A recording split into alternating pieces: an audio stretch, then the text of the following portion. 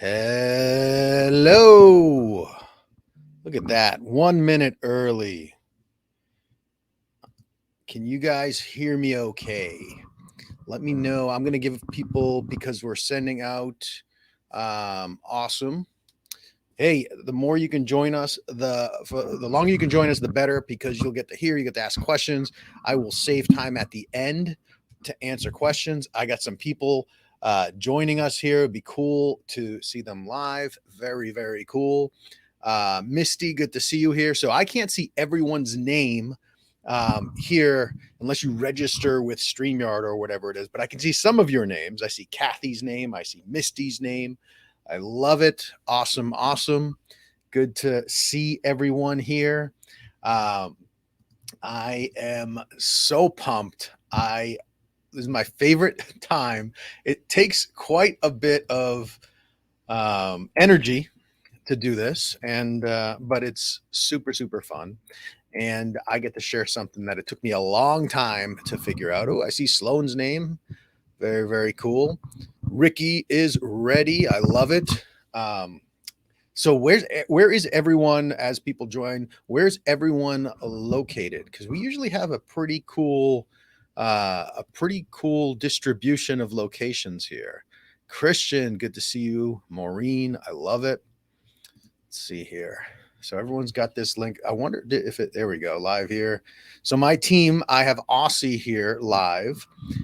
She is amazing, and she's going to be collecting all of the questions, comments. So if I don't see it live, I can make sure to answer it at the end. Ooh, Muskoka, Canada. Very, very cool. Georgia. I love it. Got your notebook ready. Awesome. Central Virginia, Alabama, Newfoundland, Canada, Lawrence, Kansas, Central Ohio. Ooh, I don't know if it's set, I'll be somewhere in Ohio, Ottawa, left coast of Canada, nice, bright and early, New Jersey, Connecticut. I was just in Connecticut, Chicago, Benjamin, good to see you, Maryland.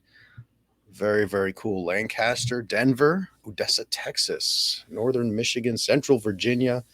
I love it. All across the US, Canada.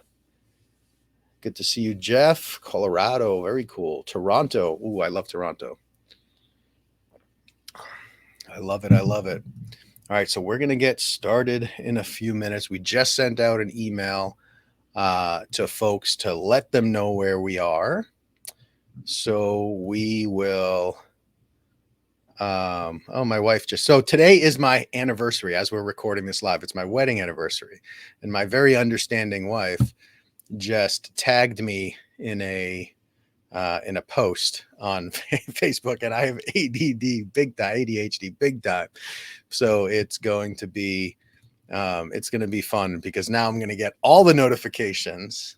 But fortunately, I am in a studio. Thank you to Aussie for the happy anniversary, and to the others who and so I can see, thank you, Misty. I could see people, just most people just say Facebook user, but that's okay. But yeah, so I've just been tagged, and now I'm going to get all the notifications, and it's super fun for the ADHD guy. But I'm really pumped about this. We'll give everyone a couple more minutes to join, and then we'll just dig in. London, yes. Ooh, you're going to meet someone from the UK today, who is see, I get so excited. It's like I don't know what to do with my hands. I get so excited that I keep on bumping the mic or grabbing the mic, and I don't want to hurt your ears, so I will work hard to avoid that. But yeah, so I'll get started in a couple of minutes. When we give folks, usually we give people 5 minutes to join, and then we're going to talk about how to become a highly sought after ghostwriter and charge more than $10,000 per book, and work on multiple projects at a time, and get started. And that's a real key phrase: get started, even if you've never been paid to write before. When I got started, I had never been paid to write. I was a lawyer, and you'll hear about that a little bit. I was a lawyer for 13 years. So I wrote as part of my job, but no one hired me to write. So, and that's really the key. It's not about where you're going to be a year or 2 or 3 from now, but it's about where you are today and how you get from where you are today to where you want to go. Lawyer and educator. Oh, I love it. Or adjudicator. Sorry, reading fast here.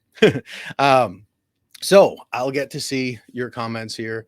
And no, we're just didn't miss anything. We're just getting into it, giving some folks a minute to join because the um, the Facebook doesn't generate links apparently until we go live, or maybe they do, and I just don't know how to find them. So we grab the link and we send it out, and then we give people a few minutes to join because that helps make sure nobody misses anything. So, all right. So, and I'm using this. So, this is pretty cool. Normally, I would share my slides into here, but they had me upload the slides. There's a new option for this software. So, I'm just learning that, and it's kind of cool. But we will, let me, so I can monitor it there. There we go. But it's going to be a very exciting it's going to be a very exciting experience for me because I'm working through my slides in a different way. So, all right, we got 5 minutes here. Let's dig in and get this party started. All right, so I want to make something clear from the start. We're talking about ghostwriting. Now, a lot of people make money as freelance writers, and there's nothing inherently wrong with that, but it is not a path to freedom. It is a race to the bottom. Why? Because typically freelance writers get their jobs by competing on price, going to freelance websites, going on Upwork, going on Fiverr, going on freelancer.com, just going through content mills where people visit because they want to get words. They're not trying to achieve success. They're not trying to find a professional. They want someone, they're just buying words. They're seeing it as transactional. What we do is different. We don't put ourselves out there as ghostwriters based on our writing skills alone. Writing has been devalued. The market views writing as how much per word and how can I pay less per word. Freelance writers come from all over the world. There's nothing wrong with that, but they go to these sites and they're willing to work for a fraction of what they're worth. It's not their fault. They are told that this is how you get work. You go to these sites, you put up a profile, and there are some people who make a whole lot of money doing it. They write a whole bunch, they work a whole bunch. They could make so much more money or work so much less by positioning themselves as a professional, independent ghostwriter. And we're going to talk about that. So, who can relate? You wanted to become a writer. You want to get paid to write. You love to write. But when you get down to it, you're writing on spec. You're among hundreds of other writers, and you're only paid for a fraction of your writing. You're writing samples, you're writing test projects, and you compete based on having the lowest price. And you can lose a project for 1 penny a word. So let me introduce you. I'm going to introduce you to people on video here, but I'm also going to introduce you to some of the people who have taken this training before or who I've helped before, and I'm going to just share some of their experiences. And the first person I want to introduce you to is Jenny from Texas. So Jenny ended up becoming a student of mine, and she was concerned about finding work before we got started. Then she learned what we're going to talk about today. And she, after a little while, she says, I am beginning to get a sense there's plenty of work out there. Why? She even got a project that didn't work out. And then, as she says, in the randomness of the world, but I'm going to show you in just a couple minutes that it was not the randomness of the world. It's what she did to plant the seeds that sprouted these opportunities. I'm beginning to get a sense there's plenty of work out there. A woman in a group I have been a part of since April was asking about fiction ghosting and asked a private message. So here's my goal for you. I want to show you by the end of these minutes together, we're going to have about 60 to 90 minutes together teaching. Then I'll answer all the questions you ask. So fire away. And then I am, like I have alluded to in the comments and with the questions, I'm going to give you a little bit behind the scenes to the program that I have called Ghostwriter School that continues the conversation with more resources and support and connections and stuff like that. But you will leave. This is not just a goal. This is a promise that you're going to leave this with actual practical ways to start building momentum to build your ghostwriting business, to build a lucrative, fulfilling career. I'm going to show you how to get started. I'm going to show you how to get started, keywords, with no writing experience. Everyone starts with no experience. We all came into the world looking the same way with the same writing experience. We all were wearing the same outfit. And you don't need heaps of cash to get started. In fact, I'm going to show you how to get started with a $0 marketing budget. And it's not just here's one way with no money. I am going to show you that this is the way to do it with $0 for marketing. I spent $22.15 total marketing my ghostwriting business since I started. And that was just as a joke. And I'll tell you about it in a little bit. But yes, you don't need writing experience to get started. If you have a writing talent, you start where you are and you price based on your experience. If that's zero experience, you price lower and you raise your rates from there. But everyone has a first project. So that's me, Nick Pavlidis. I'm a full-time ghostwriter. I was a lawyer for 13 years, but I was not happy. I worked way too long hours. I was stuck in an office 60, 80, sometimes more hours a week, weekends. And I was a corporate and bankruptcy litigator in New York City for the first 10 years. And then during those times, I made a promise. I wanted to figure out what I was going to do next. And I sat down with my wife. At the time we were living in Hoboken, New Jersey, but I was practicing law in New York City. I lived in New York City for the first 5 years, and then Hoboken, New Jersey, once my son was born. And my wife wanted to move back to Massachusetts. So I said, you know what? I'm going to move to Massachusetts. I'm going to find another job, and I'm going to figure out what to do next. I was the only one, and still am the only one, earning income for my family of 4. And it was a big step. So I couldn't just dive in. And there was nothing helpful for me to teach me how to get started in ghostwriting. At that time, when I moved back to Massachusetts, I still hadn't even heard of ghostwriting. I just knew I wanted to do something different. So I searched for a solution, and I made a deal with my wife. I said, we will move back to Massachusetts, but I need to figure out what to do because this practice of law is killing me. It is draining me of my energy. All I do is argue with people all day. I have no control over my schedule. If one company, my law firm, if one company has a financial problem, I could lose 100% of our income. I need to find something different. So let's move back to Massachusetts. I will find another job. I will have to take a pay cut, but nights and weekends, I need to figure out what I'm going to do next because I have to start something where some type of side business. So I called up the only client that I had introduced to the firm that was in Massachusetts. And this was June of 2013, June 7th of 2013. I called her up because I had just gone into the meeting about what it would look like if I were to pursue becoming partner in the law firm. And this basically, it was like, you need to work even more. I was like, I'm not going to do that. So we negotiated that I would leave and that they would pay me through the end of the year. I wasn't sure exactly how long, but through the end of the year, because I had been there 9+ years. Everyone liked me. I was on all the firm committees, the compensation committees, the associate committees, all that stuff. And never lost a case. They like me, I like them, but I'm like, I got to move home.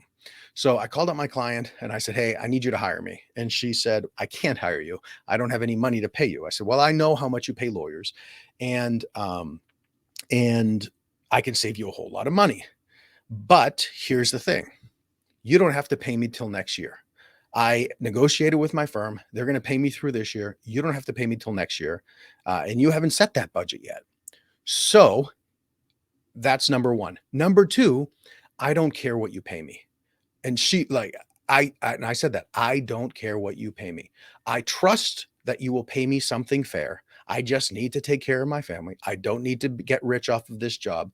I need to move the family home, and I'm willing to take a pay cut to do it. I just want a steady schedule, set hours, Monday through Friday. If you want me to work 12 hours a day, I'll work 12 hours a day. I just need that certainty in scheduling, because at nights and on the weekends, I got to figure out what I'm going to do 2, 3 years out. I'm going to build something slow. I don't know what it is yet, but I'll be with you for at least 2 years. And I don't care what you pay me. I just need set hours. And the last thing I want is no email on my phone, because I know I haven't set up good boundaries. And if it dings, I'm gonna reply. So if something can't wait until the following morning or the following Monday, just call my cell phone and I'll help you out. But I just want to know that my default is going to be that I have time for my family. So she took a little while. She came back and she said, I have an offer. It's not an offer I can negotiate. It's an offer, and it required $125,000 a year pay cut for that normal schedule to move the family back to Massachusetts and allow me to figure out what I'm going to do at night. So my wife and I went through what our lifestyle was like, and we decided that I could build whatever business I was going to build from 8:30 p.m. until whenever I could keep my eyes open till, and whatever hours I had on the weekend, um, I could build something there. But that I would work the day job, and I ended up working like 7 to 7, give or take. And then I'd come home, spend an hour and a half with the kids. They would get in bed, or an hour or so with the kids. They would get in bed around 8. And then I would go upstairs to the attic most nights. Sometimes I was just exhausted and just couldn't do it. I would go up and say, I told myself I will build the best business I can from 8:30 p.m. until my eyes close. And that's what I did. It took me a little while to find ghostwriting, but eventually I found a ghostwriter who was a lawyer turned ghostwriter. And I asked her about it. I said, what's ghostwriting? And she told me a little bit about it. And I said, well, how do you get work? She said, oh, I'm on this list serve, and this big agency just emails a bunch of ghostwriters and say, hey, you want this project? We say, I'd love this project, and we bid for it, and then we get it. I said, well, how much do you get? And she said, well, we get $12,500 to $20,000 per book.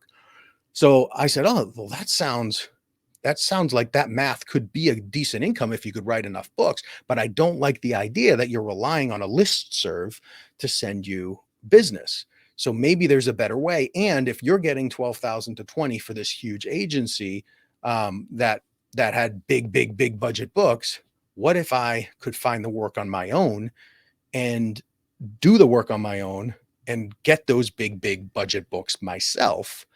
Um, if I could figure that out, then this could work out really well. So I decided at that point, and this is maybe mid 2015. It took me a while to figure it out, mid to late 2015, or no, mid 2015, that I would do it. And I had been writing this little journal because I was really investing in my relationship. And I turned my journal about all the things I was doing to screw up a relationship into my first little baby memoir, 25,000 words, self-published in June of 2015, never promoted it, called Confessions of a Terrible Husband, Lessons Learned from a Lumpy Couch. And I said, oh, if I need a portfolio, I have an example that I have a book that I wrote. That's all I had. And then I just started telling people I was a ghostwriter. And it took me a while to figure out what to say, what to look for, who I wanted to meet. But I got my first client in December of 2015. 8 months later, I was able to quit my job, never practice law again. And I've supported my family of 4 as a ghostwriter, as a full-time ghostwriter ever since. Now, it wasn't easy. I made a lot of mistakes, and I worried that I had made the worst decision of my life at the beginning after I handed in my notice. And I was like, okay, this worked for 8 months. But I was just so busy with ghostwriting and so excited about ghostwriting and so done with the practice of law that I said, I'm going to do whatever it takes to make this thing work. I figured it out for 8 months. I haven't seen what 4 seasons looks like. It was a decent time in the economy. It wasn't. So I was a little worried about downturns in the economy and what would happen. But I said, you know what? I'm just going to, as I say, hustle with muscle and figure it out. But it was really, really hard. So I committed that if I figured it out, or as I told myself, when I figured it out, I would help others. And that's why we're here, because there was nothing to help me and it was hard. and I want to make it easier for you. So I know some of you might be thinking, you might be skeptical, you might be staring at the screen with a side eye and think, yeah, this is not going to work for me. Or, yeah, it's great that it worked for you, but there's something unique about you. But I'm here to assure you that these three secrets, these three strategies, these three practical steps that you can take starting today can help you anywhere, can help you anyone with any background. The difference is you just start where you are and you're going to get there. We'll build momentum together. So let me introduce you to Jan. So Jan's in the UK. I know we have at least one person here from the UK. And Jan's story is one of the stories that inspired me to really keep this going. So when I first started, Jan joined from the UK. When I first started, and I opened the doors to Ghostwriter School for the first time, Jan joined, and she made a comment. It was a really long comment. I cut it down a little bit because just so you could read it. And Jan talked about how she was widowed a year earlier. Her fiance was killed in a cycling accident. And here she says, I had no idea how I would survive as we had no life insurance or savings. And that's his name. I just decided to blur it out. He always nagged me about writing for my income. I didn't believe it was possible, but I set out to honor him by doing just that. I took a leap of faith doing the course. I really couldn't afford it, but I'm so glad I did. I can now support myself and start my career as a writer. The work is out there. I put a lot of energy into my intention to become a paid writer. And she started this out. Last Wednesday, I was hired to rewrite a client's book of memoirs. It's 145,000 words. It'll be 2 books, one for the family and one for mass publication. So here are the 3 secrets that we're going to go through. Number 1, is that you can get your first or next, if you've already started, ghostwriting client without sleazy marketing or spending a penny on advertising. Number 2, we're going to talk about how you can live and work like a writer, but get paid like an attorney for your writing work. I'm in my office that I purchased. I don't rent. I bought this office condo. It's 900 square feet in Massachusetts. This is where I work from. I just got back from a trip to Florida. I was there from the 19th to the 21st. Before that, I was in North Carolina running 3 Spartan races from the 14th to the 16th. It was on the weekend, the 14th and 15th. So I was there from the 13th to the 16th. Before that, I was in a mastermind group in Connecticut from the 9th to the 12th. And my family comes along on some of the stuff I do. We're planning a trip now to Ohio next month where we drive across, we go to some theme parks. I do some Spartan races. I've designed the lifestyle that works for me and my family. And then secret number 3, we're going to talk about the number 1 method you need to build a successful ghostwriting business, starting with just 10 to 15 hours a week, or maybe staying at 10 to 15 hours a week. It all depends on what you want to do. So let's dig in to secret number 1, how you can get your first or next ghostwriting client without sleazy marketing or spending a penny on advertising.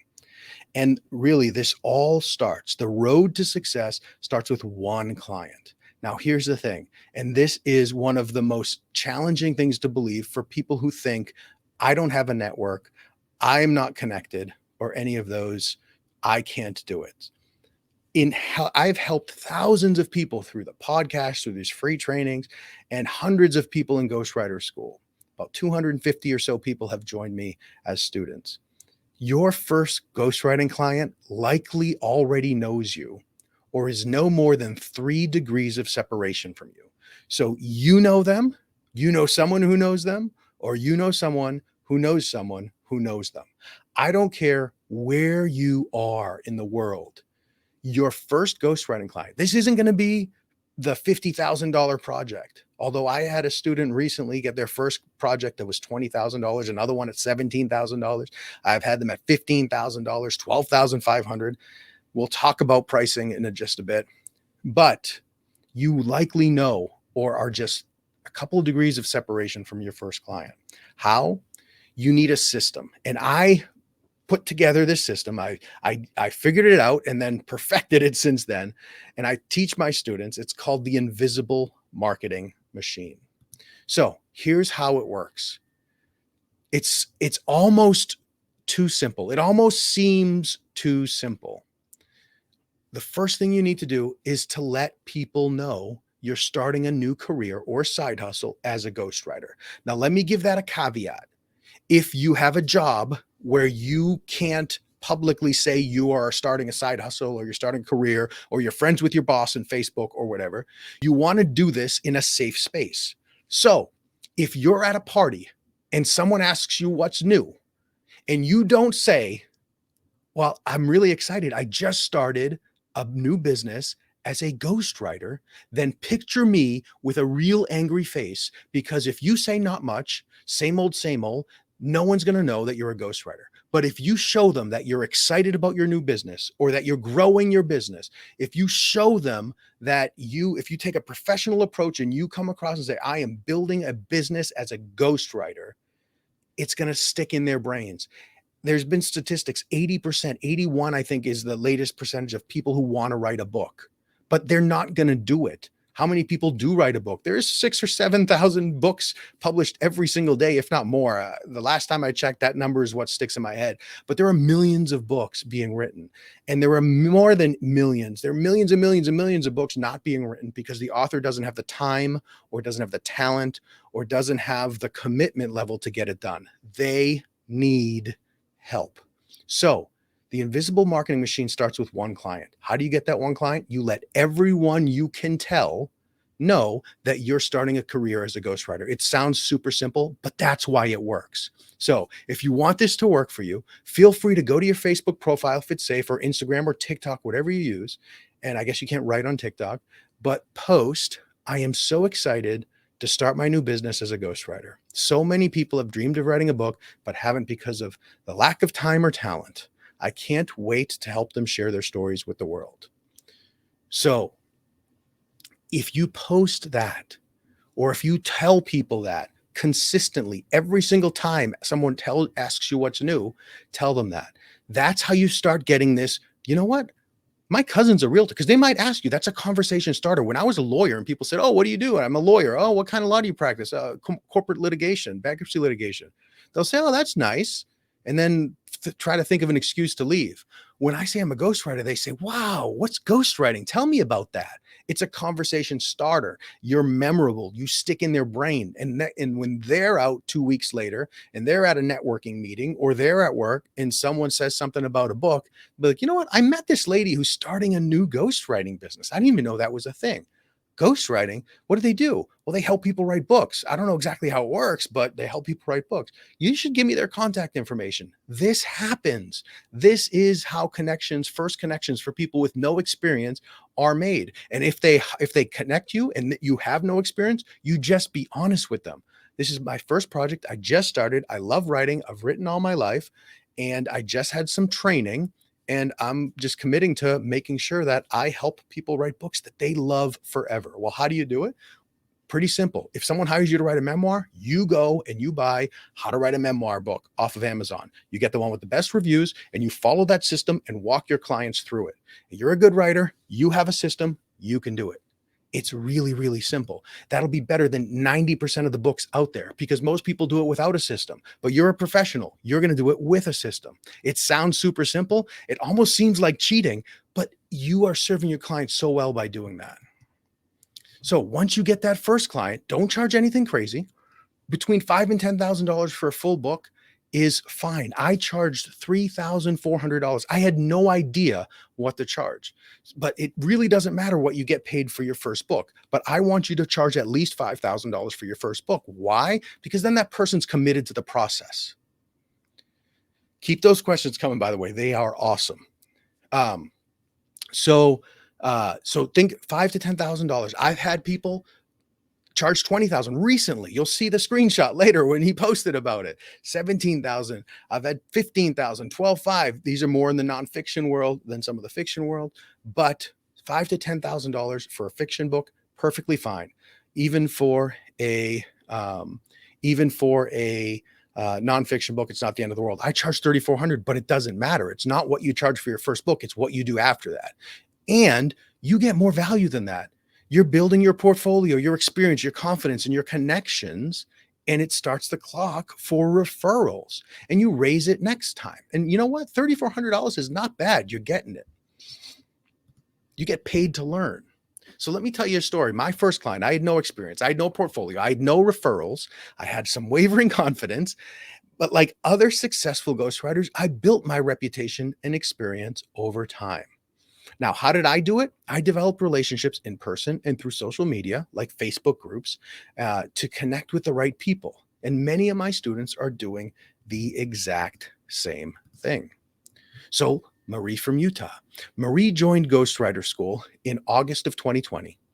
And she reached out a couple of times. She asked questions because we have this part of it that's Ghostwriter School Elite, where I do weekly live group coaching. And she was a member of that. And when she joined, she said, if I could just make $500 a month, my life would change.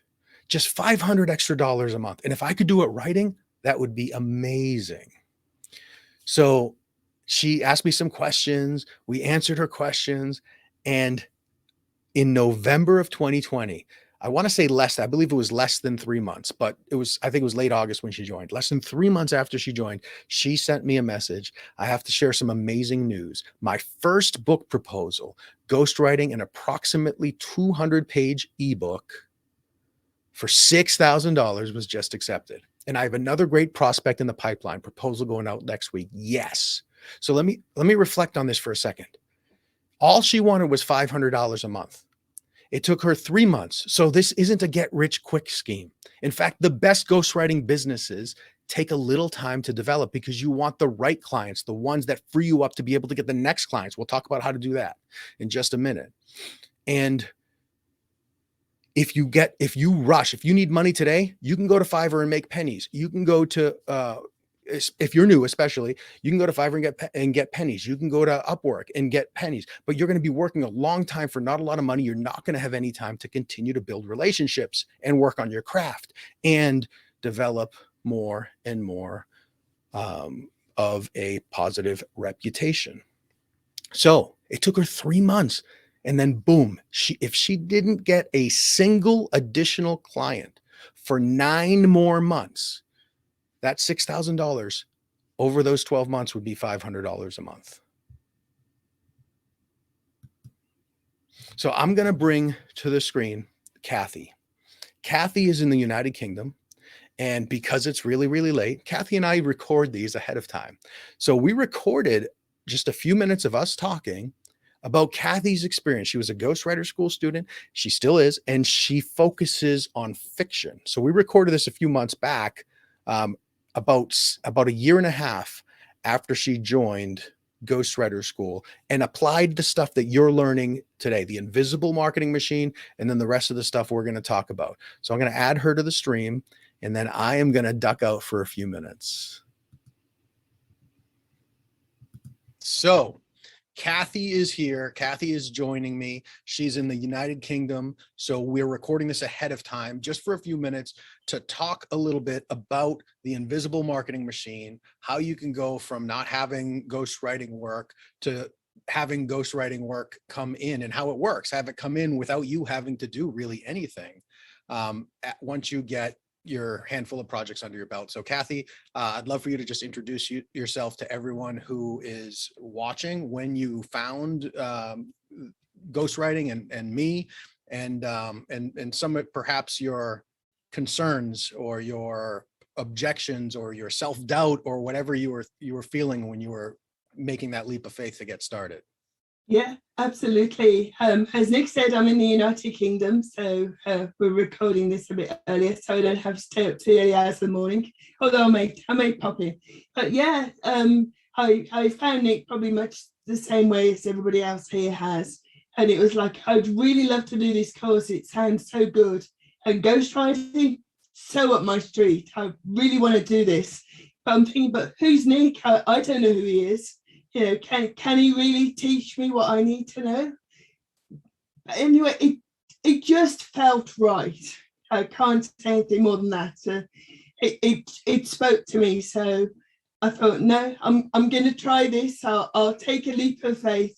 And I signed up for ghostwriting school. Best thing I ever did. If you're thinking about it, go for it. Nick's awesome. He puts up with my questions week after week.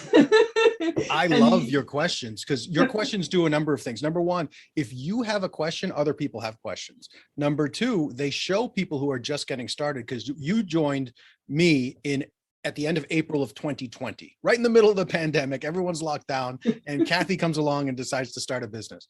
So, but what I love about that is we're recording this in September, so about a year and a half later, and you can show people who are just joining what's possible when you do the work and when you're consistent. Because really, the number one thing I could say about you, aside from just being a pleasant person and everything, is you are consistent. And that really is, like I say, the best productivity hack. So you joined Ghostwriter School, but you started pursuing your ghostwriting business. And tell me a little bit, or share with everyone, how much of a marketing budget you started out with, where it grew to, and how much it is today.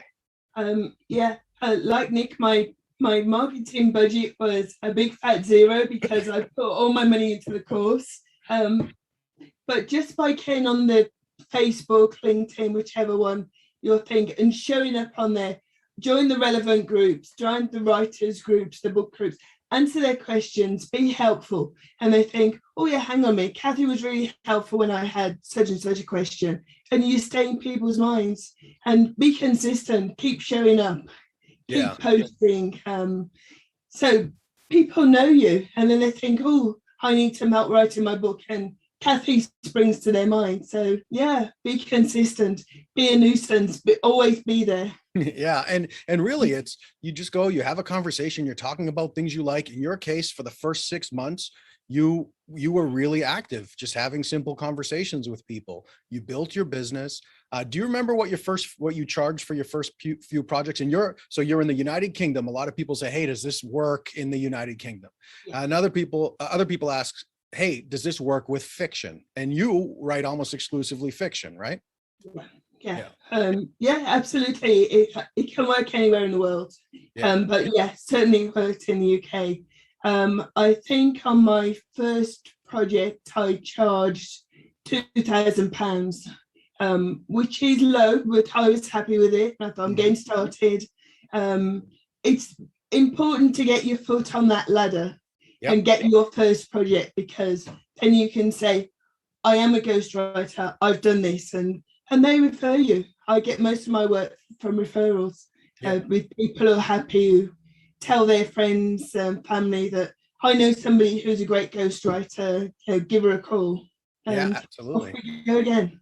And so what's your latest few projects? How much are you charging for those? A minimum of 10,000 per project. That's great. That's awesome. And I know you and I know each other from this. So I know you work on about 4 projects at a time, give or take, right? Yeah.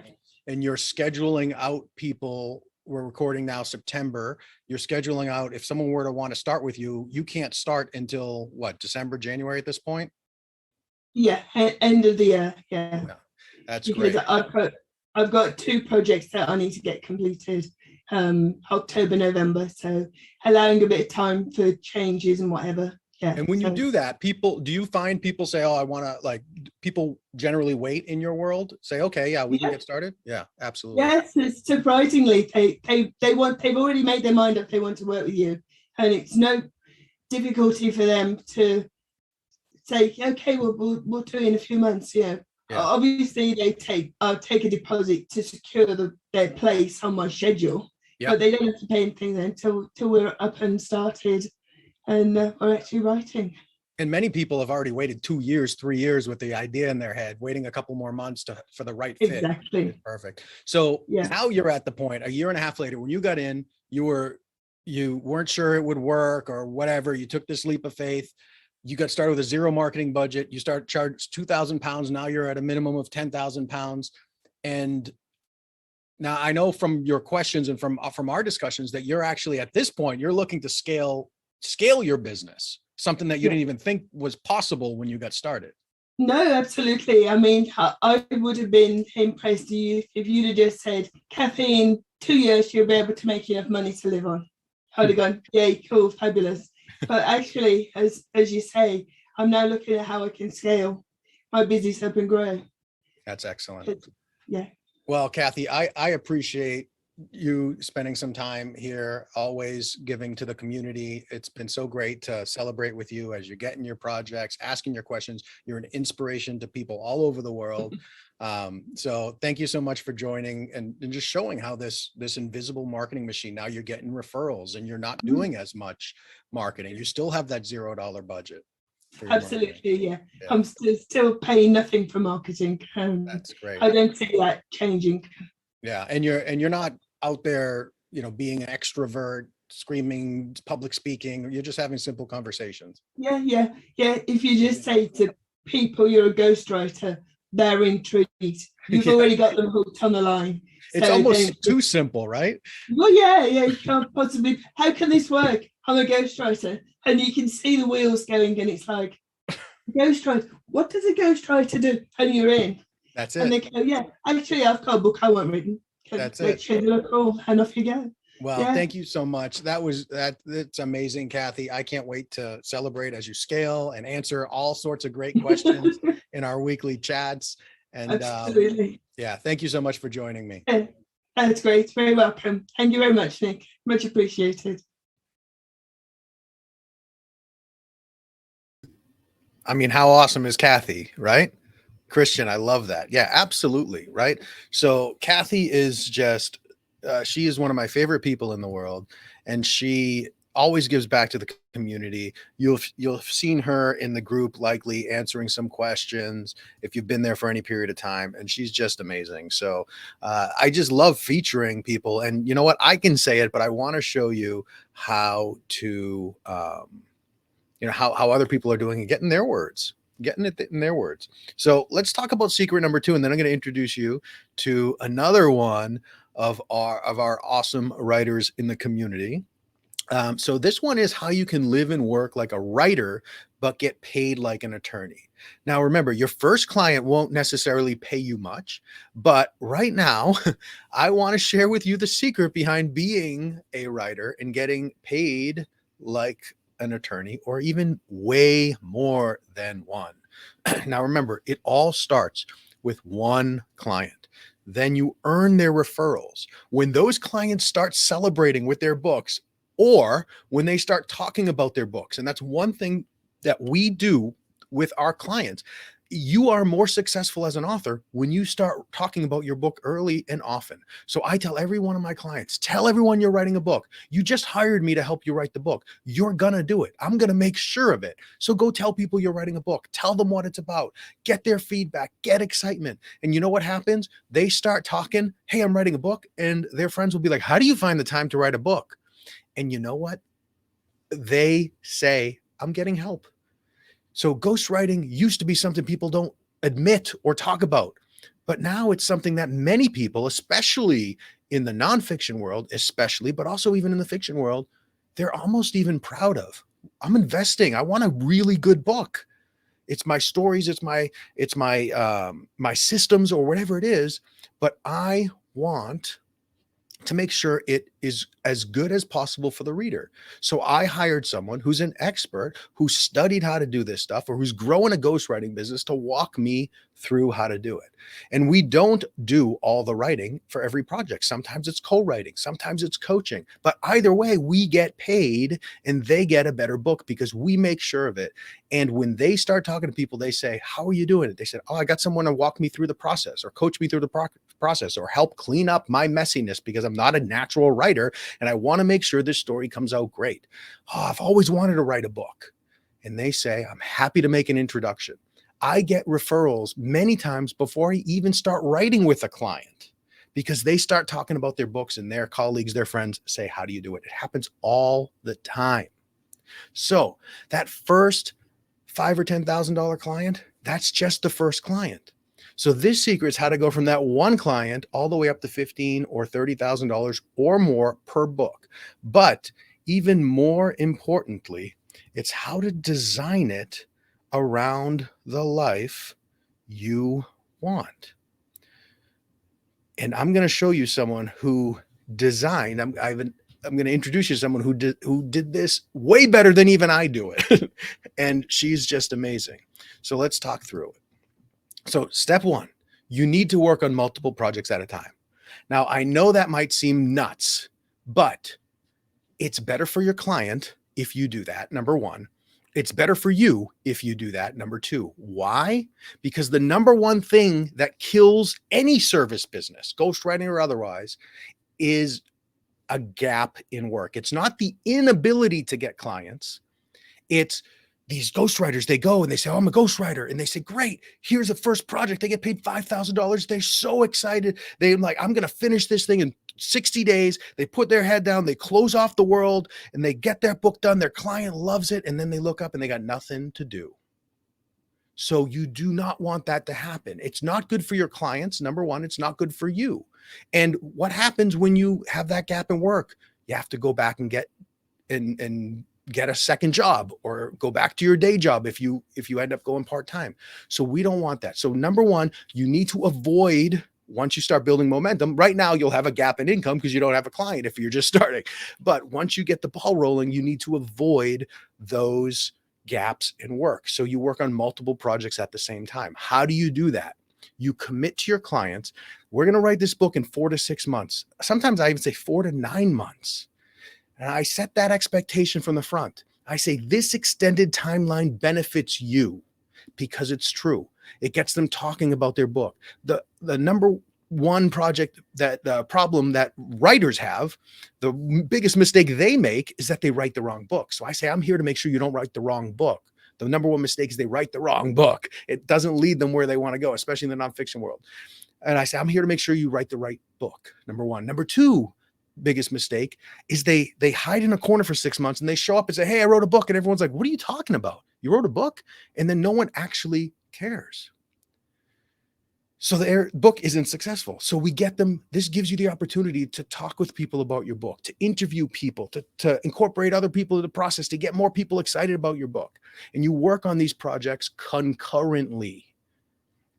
So we're going to talk about the 4 activities you always need to be working on in secret number 3 in order to make this thing work, and how you divide your time between them and how you can do that even when you're just starting.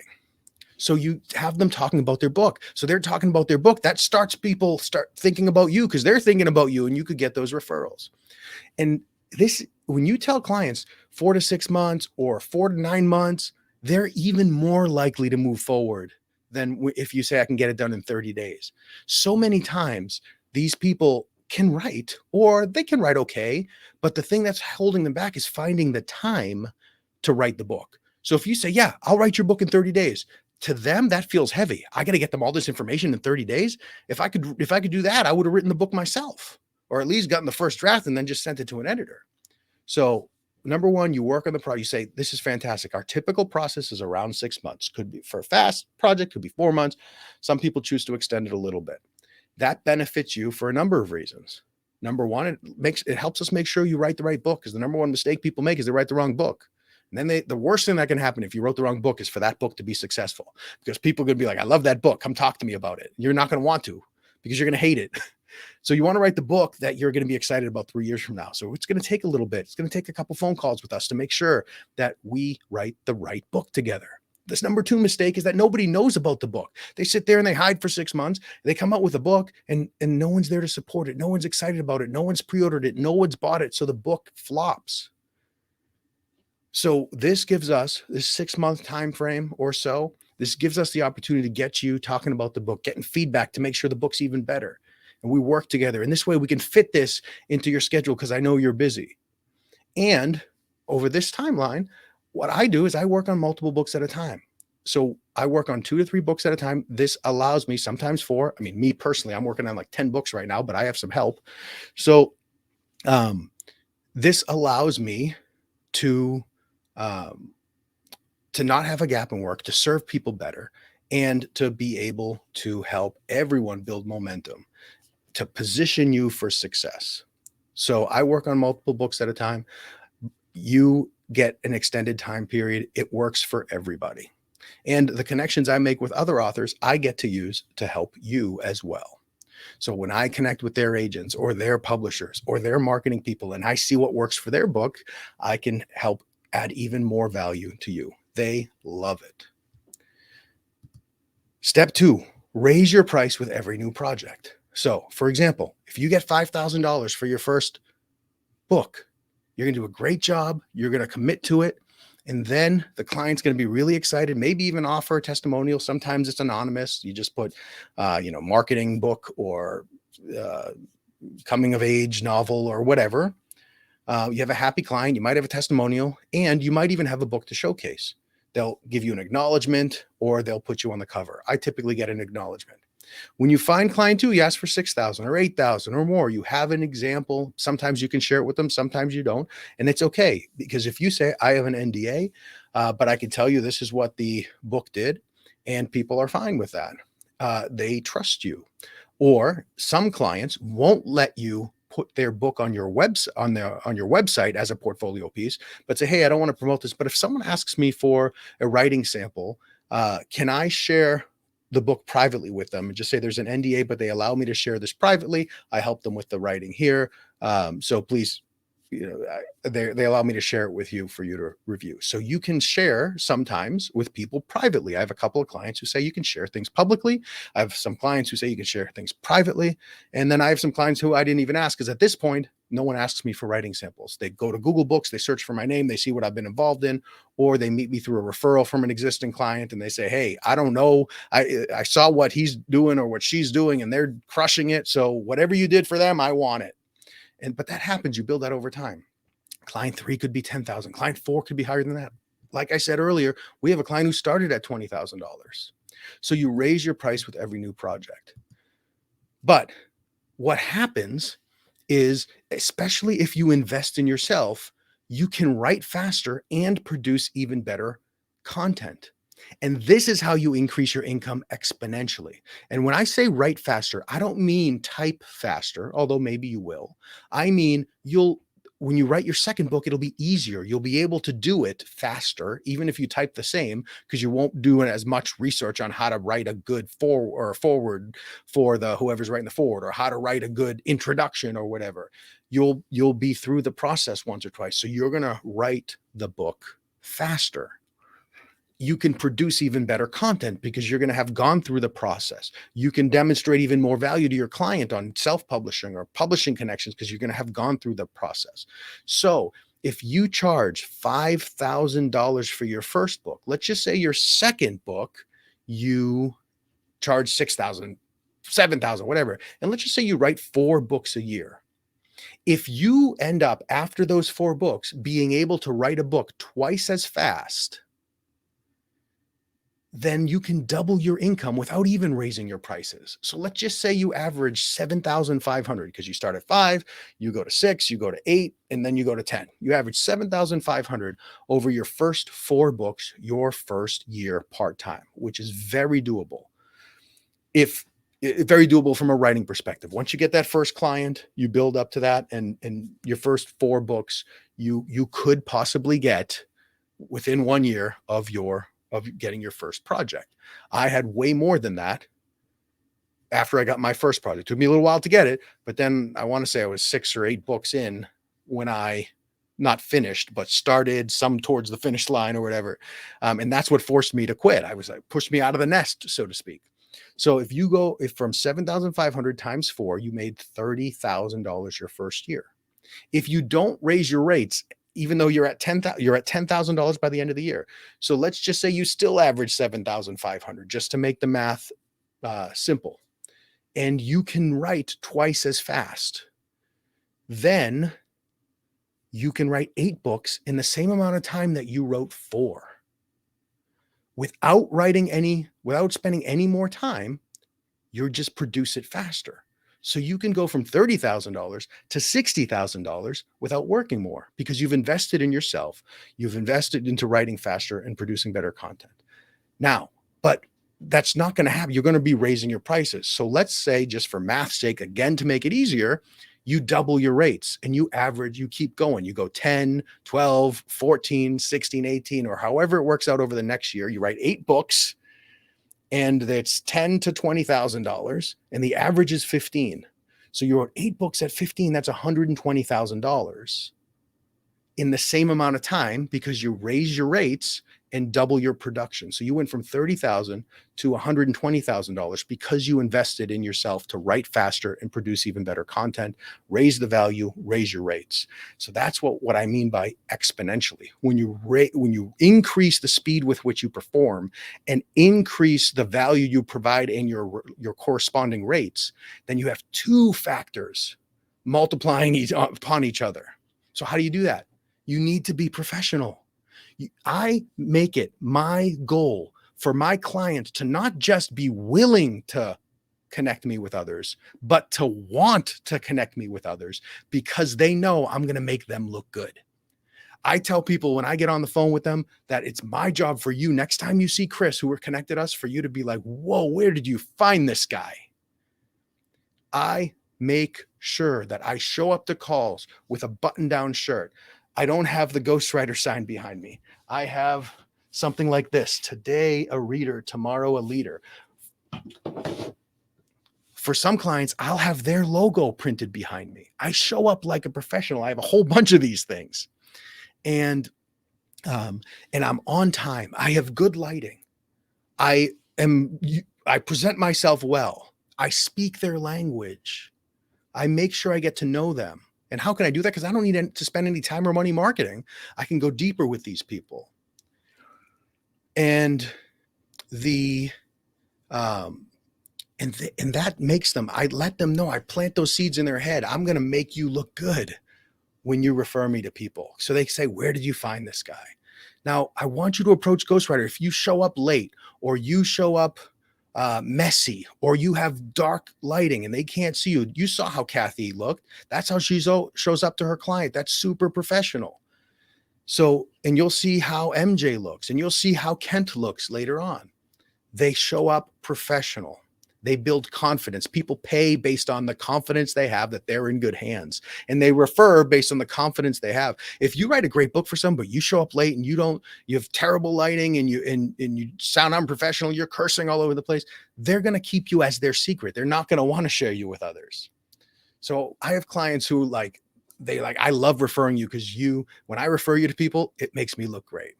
And then keep building your invisible marketing machine. Even after you land your first client, you're only going to write for a portion of your time. I'm going to talk about that in Secret 3. Create a system to constantly earn those referrals and repeat business. And we'll talk about that in more detail later too. So 3 more tips. Make your clients successful. I have a 1-sentence business plan for both Ghostwriter School and for my ghostwriting business. And that's, if I help enough people become successful, I never have to worry about my own success. I tell that to every single client. It comes up. I make sure it comes up because they know I am there to make them successful. I was on the phone with a client and I was talking about planning his book with him. And I said, listen, we want people to hire us 3 years out for this. And that's why we're doing this. And that was based on the conversation with him, but I'm using we. And he's like, and I'm like, sorry to use the word we, but I'm really invested in making sure that you get this outcome. And he's like, no, I love it. So as you raise your fees, you measure your rates based on your client's world, not yours. So I have a client, we're not even done with his book. I've talked about it before. He's put the book on pause because he's so busy. He's a financial advisor and the market's going crazy. So he needed to put the book on pause, but we're not even done with the first draft. And we started this process and I encouraged him to start talking about his book. He started talking about his book. And just from those conversations, he had $62 million deposited with him.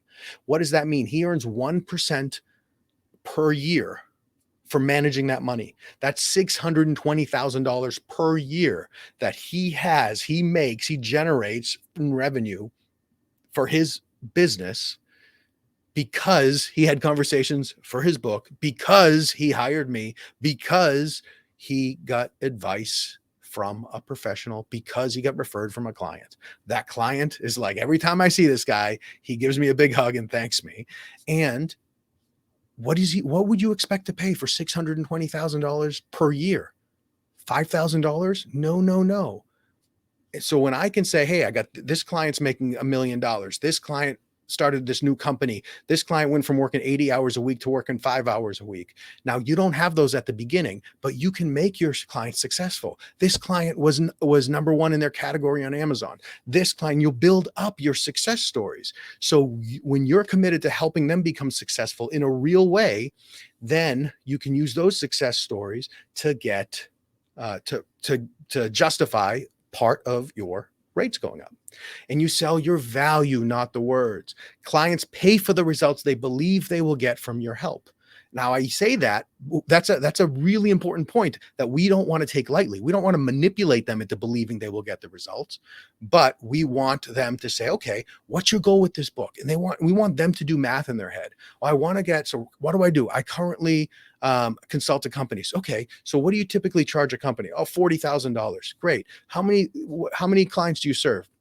I serve 4. What's the goal of this? To serve more people, to raise your rates, a little of both. Great. So if you get one more client, then that's $40,000. If you get, if you're able to raise your rates because we do a really good job with this, then maybe what does that look like? What's a realistic rate? Oh, I could get $60,000 per project. Great. So let's try to get you more people and $60,000 per project. Fantastic. So in their mind, they just went from $160,000 a year to $300,000 a year. They're not going to stress about paying $25,000 or $50,000 for the writer that they believe can help them get there. Now, you won't do that from the start, but you build up to that. That's how, when I say people pay $10, $20, $50, $75,000, it's because we're not on Fiverr saying I can write for 20 cents a word or 5 cents a word or $1 a word. We're having a completely different conversation with people because we're professionals who want to help them become successful. And if it's fiction, we want them to help tell their story, create their characters, get them excited and help them become successful. They want to spread a word. They have a message that they want to share through their nonfiction. They want to create this movement. We can help them do that. We can go and learn from others. We do that. We learn how people in their shoes become successful, and we try to help them do that. That's how we differentiate ourselves. We speak different languages from other writers. I got on the phone last Thursday in the airport with a client. The client's in the fitness industry, and he's been there for a while. And he had written 3 books. He has a co-writer. And he said, hey, I'd love to do a Zoom call. I want to see your face. I just got on a call with someone. I thought it was going to be a Zoom call, but they were walking and they didn't have their, they literally sent me the email. They invited us to a Zoom call and didn't show up with video. So we're just sitting there staring at ourselves and their name. And this was a really well-known agency. So I was like, goodness. I said, listen, I'm at the airport now. My flight's delayed. I've never done a Zoom from an airport, but happy to jump on with you. This was last Thursday, the 19th. And they said, let's do FaceTime. So I get on FaceTime with them and I talked them through and I said, listen, this is what's going to happen. This is why I'm different. Most writers, they'll get on the phone with you and they'll say, what do you want to say? What do you want to talk about? Oh, that's a real interesting subject. Yeah, I can help you say that. That's fine. There's nothing wrong with that. You'll have a really good book, but I want to make sure we write the right book. That might not be the right book to help you achieve your goals. So we take a pause first and we want to make sure you write the right book. And then we want to make sure that we use the writing process to help you build relationships to get there too. So I don't want to just sit here and write your book with you. Even if it's the right book, I want to encourage you to go interview some other people and see who we can quote, create some strategic connections, because that was the way that this type of book and this type of author could become really successful. And I said, yeah, I'll guide you through that. And they said, fantastic. That sounds really, really good. So what's your price? I said, $60,000, because they wanted a co-write. So they said, listen, we want to do 2/3 of the writing, but we want you to do the final third just to make sure there's a nice flow, but we'll do 2/3 of the writing. I said, fine, $60,000. So they said, all right, well, we love what you're saying. We'll be in touch. That Sunday, I got a text message from the guy. Let's do it. And then I said, great, fantastic. He wrote back and said, do you want to know why? I said, I really would love to know why. He said, I'll send you an email. So he sent me an email. And in the email, he said, listen, your price was 50% higher than the other people, but this is why, and 50% higher, $20,000 higher than the other people, and $20,000 more than we had budgeted from this. But here's why we chose you. And they told me it's because we were having a different conversation. They want that advice and that connection to help them become successful. And they believe, and I will work my tail off to make sure it's true, that I can help them become more successful than the other people. And it has nothing to do with the words, because they're going to do 2/3 of the writing anyhow. So you differentiate yourself with how you speak with people. Okay, so now I'm going to introduce you another one of my current students. She joined Ghostwriter School, implemented the tips and strategies, and what she did is just so brilliant. She's a homeschooling mom, and I want to say 1 year after she joined Ghostwriter School. And that's a great question see, I have ADHD, so I am seeing these comments and it's so hard for me not to respond. But what's the right book when it's a fiction book? I love that question. And I'm going to talk about that. So I'm going to bring up the video from MJ, and this is a year after she joined Ghostwriter School. She's homeschooling mom. She designed her business. So we talk about how to get paid like a lawyer, but work like a writer. She designed her business around the lifestyle she wants. She did this way better than me. And I just get so inspired every time I get to spend 5 seconds with MJ. So I'm going to take these down and put up my interview with MJ. Hi. Great to see you. Good to see you. I'm doing really, really well. Awesome. I just want to chat with you about everything, but we got to respect everyone's time. Yeah. So why don't you introduce yourself? You joined Ghostwriter School in August of 2020, so just about a year ago, right? Yep. It's been just about a year, a little over. Yeah. Yep. So tell everyone, give us a before and after type of snapshot. What were you doing for writing right before you joined? And then let's talk about 30 days later and then fast forward to today. Okay. So let's see. When I first found Ghostwriter School, I was working a super high stress job. I have 3 children, so, juggling all that good fun stuff. I had done some freelancing. That word is not as cool as ghostwriter, but freelancing. I think my first freelance project, I started at like $600. And, I could not figure out how to make that a lifestyle, although I kept thinking, wow, it'd be really cool if I could just be a writer and not have to work this stressful job. And that would be awesome. And then I came across Ghostwriter School. I remember I watched the whole video. I listened to all of your information. I was on the Facebook page for a little bit. And then I finally said to my husband, like, should I just try this? And he was like, yes, just try it. He's like, you hate your job. You're working a quadrillion hours a week. He was like, it's super uber stressful. He's like, and now the kids were home, right? Because it was COVID and the kids were on top of me and I was trying to school them and everything was out of control. And he was like, just do it. Let's take a leap. And I was like, okay. So I did it. 30 days later, I charged $2,000 for my first project. By 6 months later, I was at $10,000 a book. And now the one that I'm going to pitch next week will actually be $25,000 pitch. Yes. Yeah, I'm really excited. Yeah. Okay. So that's awesome. I didn't even know about the $25,000. I know that's new. Bumps. That was Kent's fault. Yes. Well, yeah. Kent is amazing. He's so inspirational. Yes, he is. So, all right. But let's talk about lifestyle. So Kathy works on 4 books at a time, and she does some other stuff, and she is full-time. Yes. Your business, how many hours are you dedicated? What is your, I do more of a part-time. I try to only do 1 book at a time now. And then I fill in with some smaller projects. Like I do some grant writing. I do a lot of actual writing for a lot of old people that I worked for. Actually, I do a lot of different, human resource things. I write employee handbooks. I write policies and procedures. There's some attorneys that come to me because I was a paralegal for years, and I do some ghostwriting stuff for them. So I fill in with some smaller projects, and then I just make sure that it keeps me at the price point that I want to be at. I make sure that my time put in is worth my effort. And so that when I've worked an hour, I can say, oh, that was a good hour. I feel like I gave it a solid effort. So I probably work between 25 to 35 hours a week. So maybe some weeks part-time, some weeks a little closer to full-time, but it fits in with my lifestyle because I do homeschool 3 children, and I do a lot of volunteering and a lot of, community things that I'm involved in. So I like that for my lifestyle. I love it. I mean, that's just so admirable. The lifestyle part is I have that flexibility, but for me, I just like what I do is when I have extra time, I launch Ghostwriter School, and I'll be like, hey, let me help more people get into ghostwriting. But I coach my kids in basketball. Now I'm 5'8" on a good day. I coach my daughter in softball, so I don't know anything. So I'm on, YouTube looking at basketball drills, but it's just great to be able to decide what you do and to decide to homeschool, because your kids didn't homeschool before COVID, right? They did not. They did not. It was after homeschool, after COVID. My middle daughter was like, can I try homeschooling? And I was like, sure.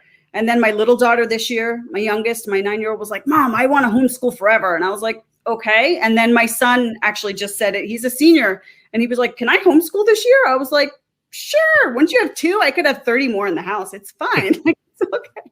Yeah, you got to check out the comments when we're off, because everyone has very nice things to say about you. And frankly, it doesn't, especially with fill-in work, like it doesn't take too many books to match a full-time salary, does it? When you're charging, really, really doesn't. And I do think that because it's something I love to do, the time spent just feels really good. That stress of, not that there's not stress sometimes. I mean, we have deadlines, and we have to perform, and you have to get the work done in a timely fashion. But that overbearing stress of having certain types of jobs. I know my job was very high stress. Nick, your job was very high stress. So, coming down off of that and being like, oh, I can like sit outside with my laptop today and smell the grass and write for 5 hours. It's a pretty exciting feeling. I love it. And so tell everybody about your marketing. So how'd you find your first few clients? So my first client was, it was one of the nights you were giving homework. You told us to go on our social media and post that we were starting a ghostwriting business. So I did. And that was my first book client after that. And that client, actually, I have her contracted for 3 more books, all at my raised rates. She's good with it. She's really happy. She's a speaker. I actually, after that first book, we used that book to get her speaking engagement fee raised. And then after the second one, it's continued to go up because as her speaking engagements become more popular, she can raise her rates and then I can raise mine. So it works really. It's a win-win for all of us. But that was the only marketing I've done. That first post, I don't even know that I've posted much since then, which I was just thinking about the other day. I probably should shoot something out there and be like, my ghostwriting business is going great. But yeah, that was really the only thing I did. I've never invested $1. I got business cards made, and I got really cool bookmarks made that I, stick in stuff for when I'm mailing stuff out to people or to clients and things like that. But that's it. That's all I've done. I love it. Well, I could sit here and talk to you for hours, but I'll let you get back to your life. So what people here don't know is that MJ just got behind the computer. She is selling her house, and she's experiencing what it's like to try and sell a house in a market where people just want to see it right now. Yes. It's pretty crazy. It's really pretty crazy. It went on this afternoon, and a half hour later we had showings, and I was like, okay, kids, pack up. We're going for a drive. I love it. All right. Yeah. Well, MJ, thanks so much. You're an inspiration, and I admire so much about you. Thanks so much for taking some time to inspire some of the folks here. Anytime. I appreciate it. Have a good one. You too. Bye-bye. I mean, amazing, right? She is such an inspiration, how she's able to do all of that. I mean, it's just, she's way better than me at it. But anyhow, MJ, I mean, and that's the idea. You get to build the lifestyle, or you build your business around the lifestyle that you want. So let's go into secret number 3. And how do you do that? You saw how she did that. So secret number 3, and this is the number 1 method you need to build a successful ghostwriting business, starting at just 10 to 15 hours a week. And it's really this brings together secrets 1 and 2 and builds upon them. And that is, you need to work on 4 activities at all times. Number 1, you need to be marketing. Now, let me just preface this. This doesn't mean you need to be out there. This means the invisible marketing machine, number 1. Number 2, with this caveat to marketing, is over time, like right now, I don't do any marketing. My invisible marketing machine builds its own momentum just by me working with clients and others. Number 3 there, I get referrals. I get people talking about their books. I get people talking about me. I get people thinking about me. So once you get the first few clients, the clients start doing your marketing for you in many ways. When your clients' books start coming out, they celebrate. And then people ask, how do you do it? They say, call Sloan or call Nick or call Christian.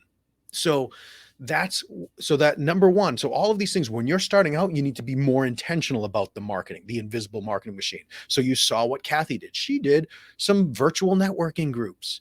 She went on, for 6 months, that's all she did for marketing was virtual networking groups. And then she didn't have to do anything after that because it started building its own momentum with her client work. And you saw what MJ did. She put 1 post on Facebook. Now, some people will get a client with 1 post on Facebook. Other people might take a few months, might take some conversations, might take some networking.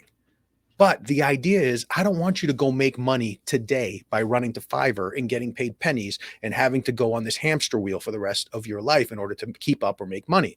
I want you to keep your day job if you have it. That's the golden goose that is taking care of your family.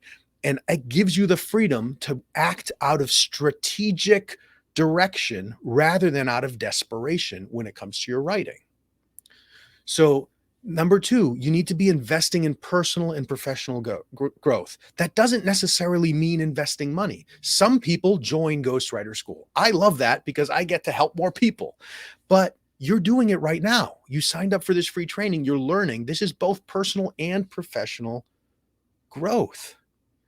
And I'm talking about not even self-help type books to become more intentional or I don't want to say stronger, but just to work on your mindset, to work on your fulfillment and professional growth. What does that look like? For ghostwriting, it's learning how to write faster and learning how to write better. That's what we talked about just a few minutes ago, where you can produce more in the same amount of time or produce the same amount of books in less time, and to be able to write better, add more value. So you raise your rates. So personal and professional growth, that helps you raise your rates and do more in the same amount or less time. And then number 3, you need to work with clients and others. Notice I say and others. So what does that mean? That means when we talk to our clients and we ask them to get feedback on their books, or, hey, if you want, I take this down. And my clients invite me to interviews. Hey, my editor, they call me sometimes. Sometimes they call me their ghostwriter. Hey, we're going to get on the phone. He's going to ask you some questions. I'm going to interview you for the book. Love to feature you in the book. And then when I get on the phone with them, I never say, great, I want to ask you some questions. I say, let me tell you what we're doing for Chris. Chris told me his goal was this. So we designed a book that's going to lead there. And I'm telling you this because I want you to know the context within which we're presenting so we can make you shine. And they hear what I'm going to do with Chris. And I can't tell you how many times a week later, I'll get an email from them saying, hey, can we talk about how you might be able to do that for me? I'm building my invisible marketing machine just as part of making my clients more successful, because successful people hang out with successful people. And those successful people knows what can lead them to more fulfilling life and more money and all that stuff. So work with your clients and others. And number 4, writing. So I saw a question that I'll answer more specifically later, but should we be writing our own content if we don't have a portfolio? Yeah, at the beginning, that number 3 and number 4, before you have a paying client, that'll be your own writing, where you write just to practice and get out there. You might write a short story, you might write a book, and there is lots of sophisticated networking strategies you can use content. Here's a great one.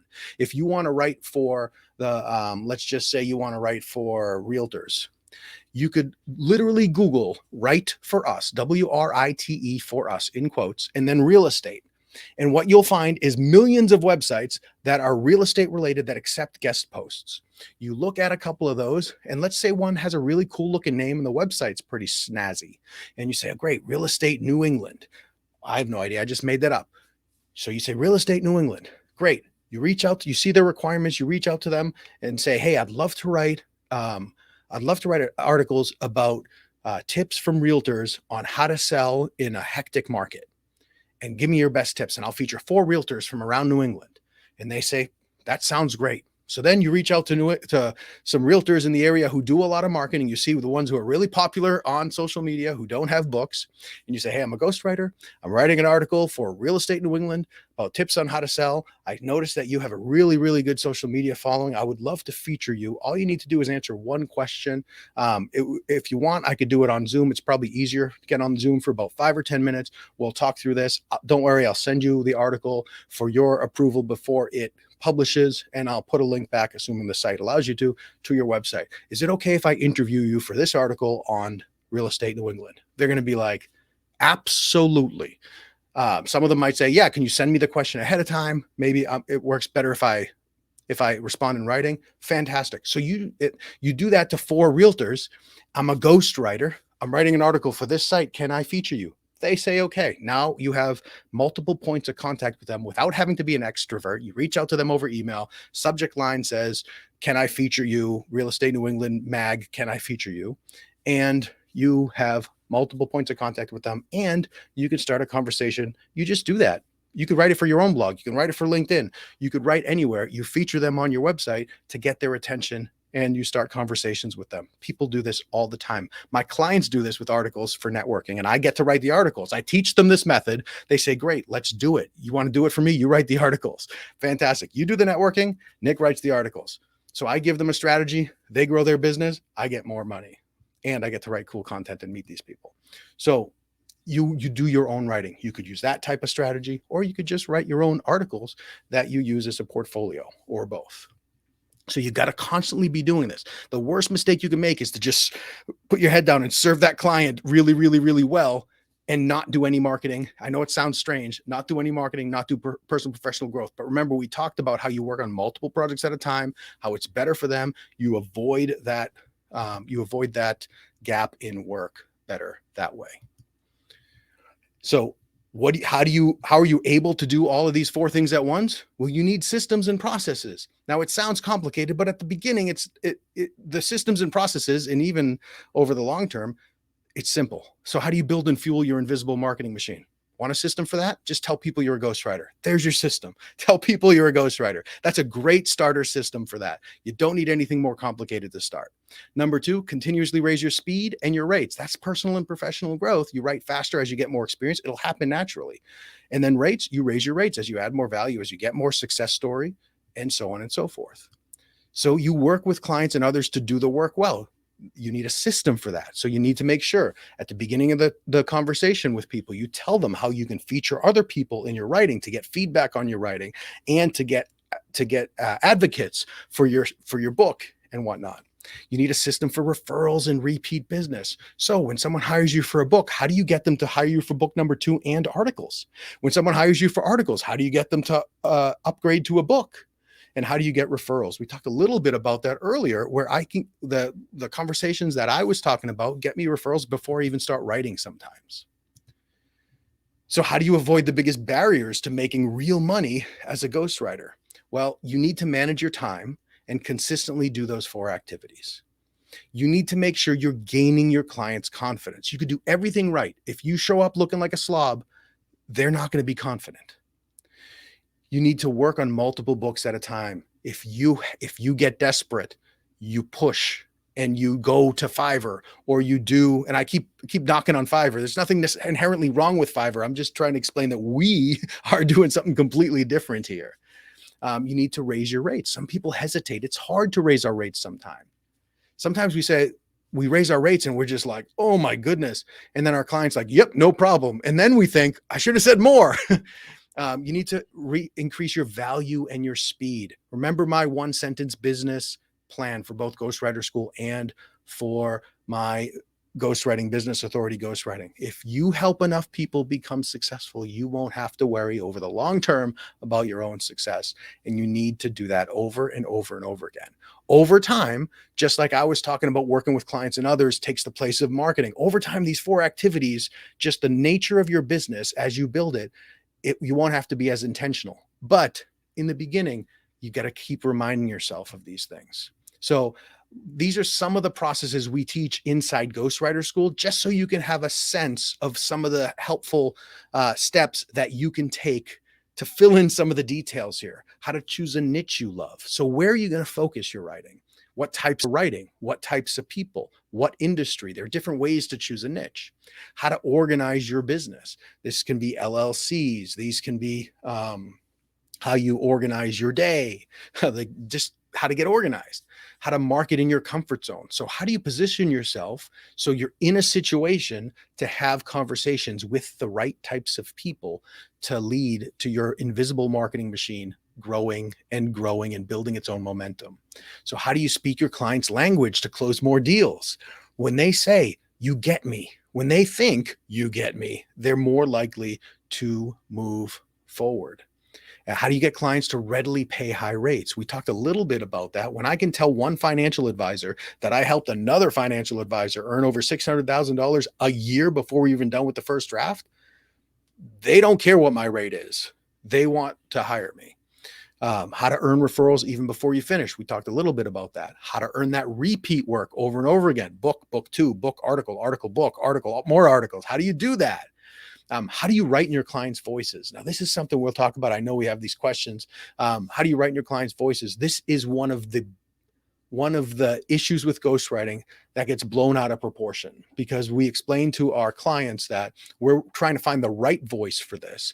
It's not necessarily the one voice, because people don't just write or speak in one voice. You're not going to talk to your pastor the same way as you talk to your best friend. You're not going to talk to your kid the same way as you talk to your doctor.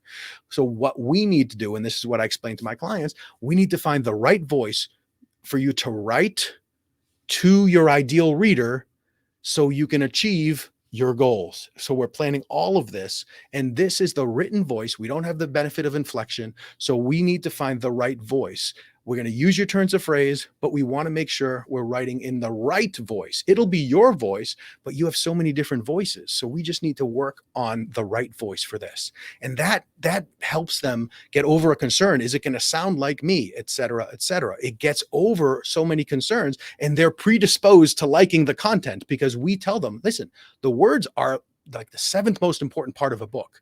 You can have the best written book, but if it's the wrong book, it's not going to help you. You can have a terribly written book, but if it's the perfect book, some people, just a few, will get through it and hire you, and you'll build momentum. We're not going to get you a terrible book. We're going to get you a really well-written book, but we are going to make sure it's the right one. And then how do you manage your workload?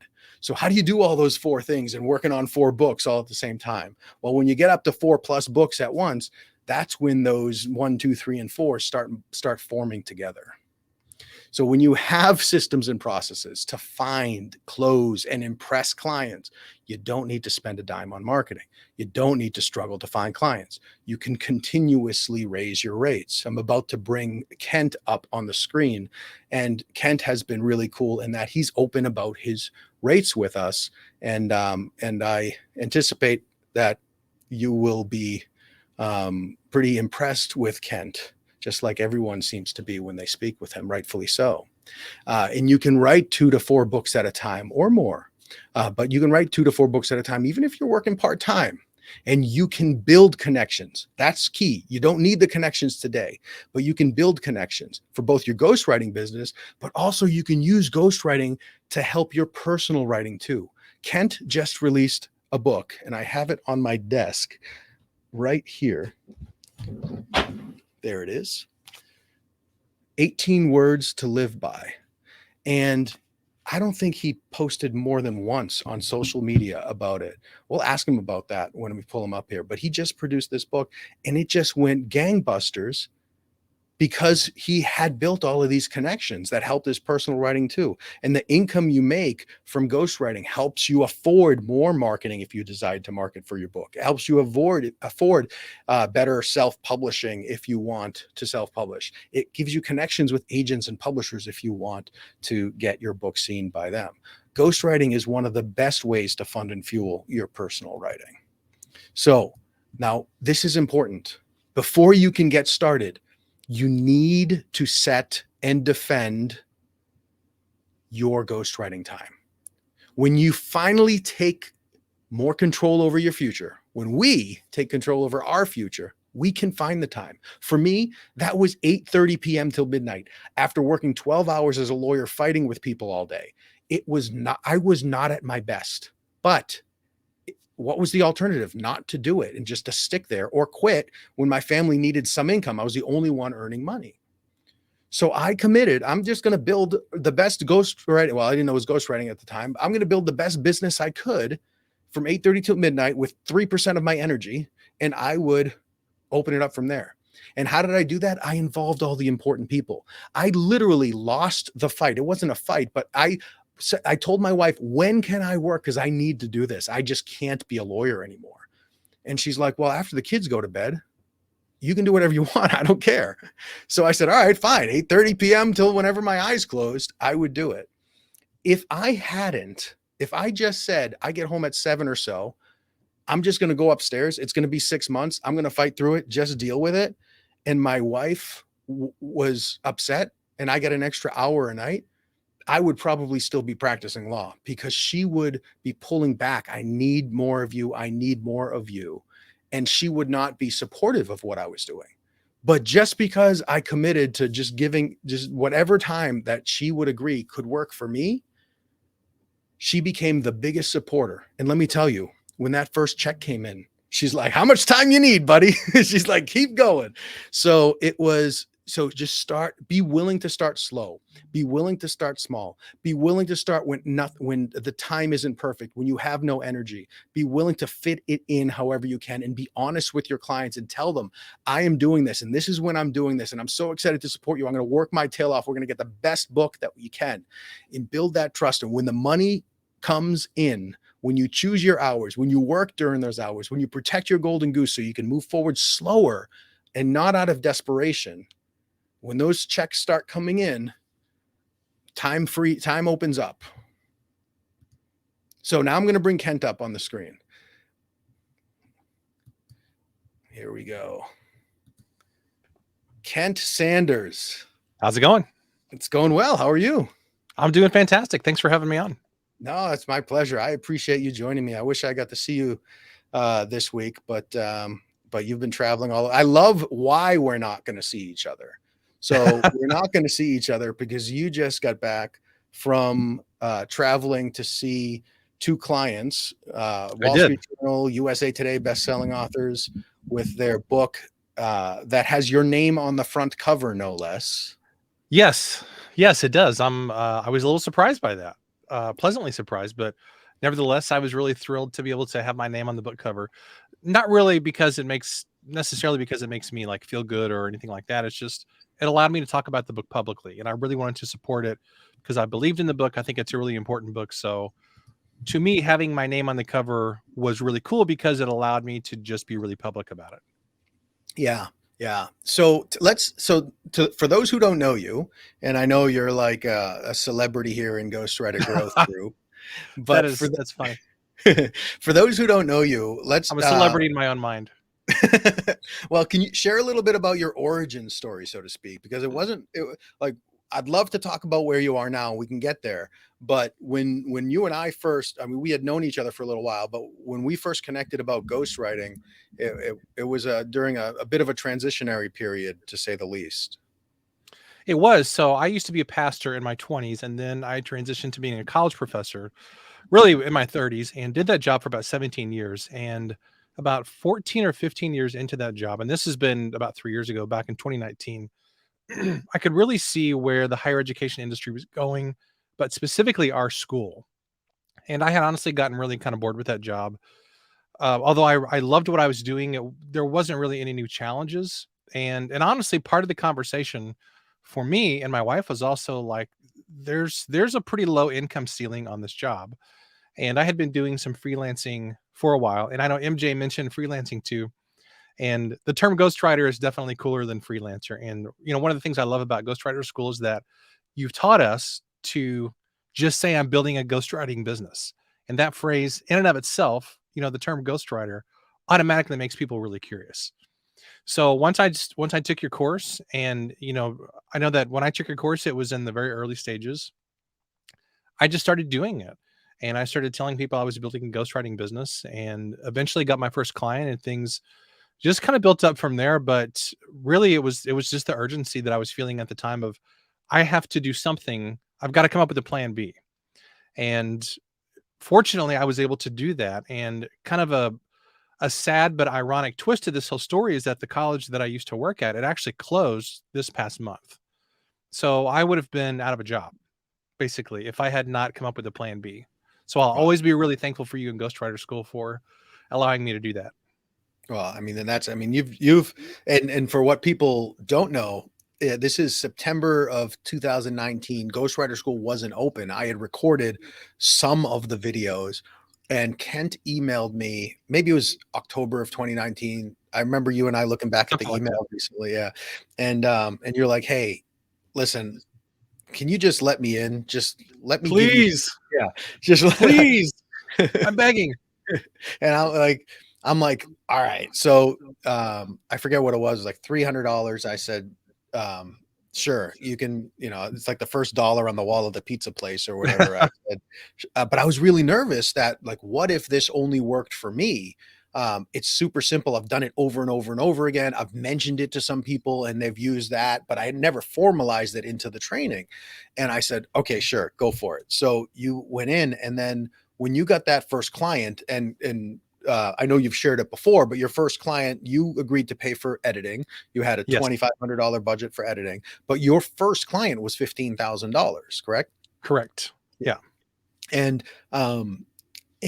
when you did that, that really, like, your success, and you had emailed me something, I want to say in December, you emailed me, I had 22,000 words of notes. Like, it was, and I was like, he's a professor. He knows what he's talking about. This is okay, fine.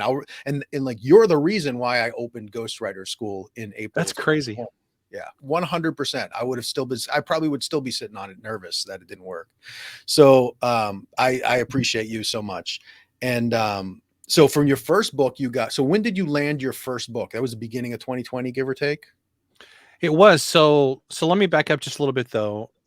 Where that client came from was a really unusual place.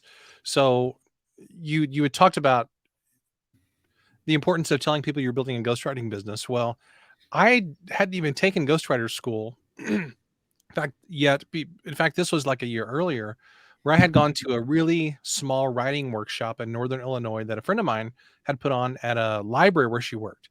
And I met a teacher there who was doing ghostwriting part-time. And we had kind of gotten to be friends. Well, then I took ghostwriter school almost a year later. And that December, so the December after I started ghostwriter school, she messaged me and said, hey, I have this friend who wants a book written. It's not really a book that I would probably want to do. Would you be interested in chatting with her? And I said, sure, of course. Now, the funny thing was that, and that's all where that came from. And a few months later, I signed my first contract. The funny thing to me was that I expected my first client would come from like the people I'd interviewed on my podcast or the entrepreneur types that I had been hanging around and that kind of a thing. But it came from a totally different place. But thank goodness that I had kept in touch with people and I had let people know I was building a ghostwriting business, because you never know where a client's going to come from.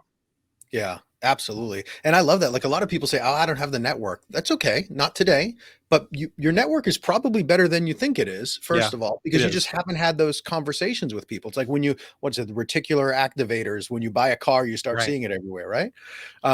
So I mean, I love that. And so you beginning of 2020, or in 2020, towards the beginning, at some point, you got your first client, then you got your second client, if I remember correctly, same price, but they paid for editing, right? Correct. Yes. So you got a raise, so to speak. Essentially, yeah. Yeah. And by the way, I love that. So basically, your net was 12.5 from your first one because you paid some cost. Then you went to 15. Correct. That's like a 20% raise. When's the last time you asked for a 20% raise and someone gave it to you? I mean, never. Outside of ghostwriting, yeah. Never. Yeah. So, and you continued to build up by then. And are you comfortable sharing what some of your more recent contracts look like? Sure. So my last, let me think. My last 5 contracts were 40, 40, 40, 45, and then 75,000. I love that. I love that. And you have another book coming out with your name on it soon. Correct. There is a book that I wrote for Elvis's stepbrother. Actually, his name is Billy Stanley. And as part of our contract negotiations, I negotiated to have my name on that book. And it was actually no big deal. So I was actually working with him and the agent at the time, and this is actually for HarperCollins, for Thomas Nelson, which is a part of HarperCollins. So, there was an agent involved and an acquisitions editor and all those kinds of things. And it was like no big deal to have the name on the cover, but I wanted to have that because I knew that would let me be public about the book. And I want to do more of those kinds of books that are like a celebrity memoir kind of a thing. And I really, really had a blast doing this book. I enjoyed every second of it. It's been really, really fun. So, now I think the only reason that they agreed to that is because the author's last book, he used a ghostwriter as well, and his name was on the book cover. So that I feel like I got really, really lucky with that, to be honest with you. It wasn't because of my savvy negotiating skills or anything like that. But Yeah, I think I got lucky with that. well, and a lot of times people come to me and I noticed that they had a book with someone else's name on it. Mhm. So I know they're super comfortable with it. Yeah. And lately, if that's the case, I might have my name on it. Before you got your name on someone's cover, how were you connecting with people? Were they asking you for writing samples? Because that question's come up quite a bit from people. Like, what do you do? You had your own writing that you could use as a writing sample, but as ghostwriters, yeah, what did that look like? Well, for me, there were a couple of key things. Number one is that I had written my own books before that. So, the book that you held up, the 18 Words to Live By book, that's actually my third book of mine personally. And I feel like having your own books can really be an advantage. And of course, I know you've done this too as well, Nick, with your Confessions of a Terrible Husband book, which was a great book, by the way. Thank you. And to me, that's kind of worked in my favor because when I'm talking with ghostwriting with prospective clients, I can say, hey, I've not only written client books, I've also written my own stuff. Now, I also have the desire to write my own stuff. Not every ghostwriter does, which I think is totally fine. But for me, probably a much bigger part of the picture was the fact that I had been blogging for a long time. I'd done some freelance writing and podcast show notes for clients. But for me, the biggest thing by far was that I had my own podcast. And I'd been podcasting for years and still do a podcast, in fact. And that's was really the primary way that I connected with people and tried to build a network. I knew that someday I would want to have my own business based on something related to writing. So since I think 2013 or 2014, I've been doing podcasting and interviewing people. I've done hundreds of interviews. And I found that podcasting is so incredibly valuable for building those relationships, talking with people, making connections, diving into other people's networks and vice versa. And to me, it's really, really been an important factor. I love it. I love it. And we have another Ghostwriter School student, Kay Helm, who uses her podcast. She's landed a couple clients just in the chit chat before. Like I said earlier, that's where the magic happens. 100%. What's new? Absolutely. You ask them what's new, and they say, "Oh, this. What can I help you promote?" Fantastic. And they'll say, "What you have these conversation. You just say, I'm building a ghostwriting business," and they have these conversations. It is it's super simple, super crazy, but super fun as well. Well, Kent, so we're talking in the context of those the four activities you need to be doing: working with clients and others, writing, investing in personal professional growth, and marketing. And you are the poster child of how to start with those. Well, you have the simple conversations. You're obviously invested in Ghostwriter School, but you're a lifelong learner, and you work, you wrote your own stuff, you're working with clients, and I know you've interviewed other people with clients. And over time, so you got your first client about 2 years ago, give or take. And over time, all four of those activities came together. And even in just 2 years or so, you've been able to raise your rates significantly, proving that value and going full time. And fortunately, I said earlier, listen, I was making great money as a lawyer, but if one company struggled, I'd lose 100% of my income. And I didn't even know until you jumped on that the school actually closed down. I know they were changing, but wow. Yeah. And honestly, I may not necessarily have been out of a job, but my job would have changed significantly. I would have been having to commute to a school that our school merged with, a couple hours or something like that, or working in a totally different type of job that I didn't necessarily want to do. So I feel extremely fortunate about all this for sure. Well, I love that. Well, Ken, I won't keep you any longer. As you know, I could talk to you for hours, but appreciate you joining. Yeah. And hopefully we'll see each other in person soon. Absolutely. Thanks, Nick. I appreciate you having me on. Thanks, Kent. Okay. how awesome is Kent? I know I every time you meet an amazing student, friend, ghostwriter, there's something different that is so inspirational about them and in their story. And really, Kent is the reason we're all here today, because he gave me that confidence to do it. And then that confidence helped me meet Kathy and others. And then Kathy's success helped me keep going. And that's when MJ joined, and then more and others and others. And I kept doing this and doing this and doing this. So I'm just super appreciative of Kent and everyone who takes action, because your action inspires me to keep doing this. So here's the summary of how you can build up and make. I mean, you heard Kent's numbers. He's only been doing this 2 years, a little over 2 years. And his last contracts, 40, 40, 40, 45, 75.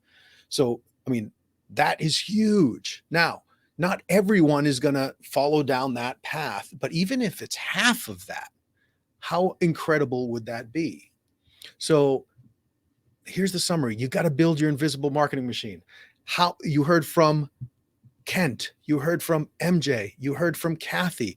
It's one sentence. I'm building my ghostwriting business. That's the simplest marketing strategy to start. If that's all you do, then you work on multiple projects and consistently increase your prices. How do you do that? Not willy-nilly. Yeah, I did just say willy-nilly. All right, my team's going to make fun of me for that. How do you increase your prices? By adding more value, by helping people become more successful, by getting that experience. You're getting paid to build experience.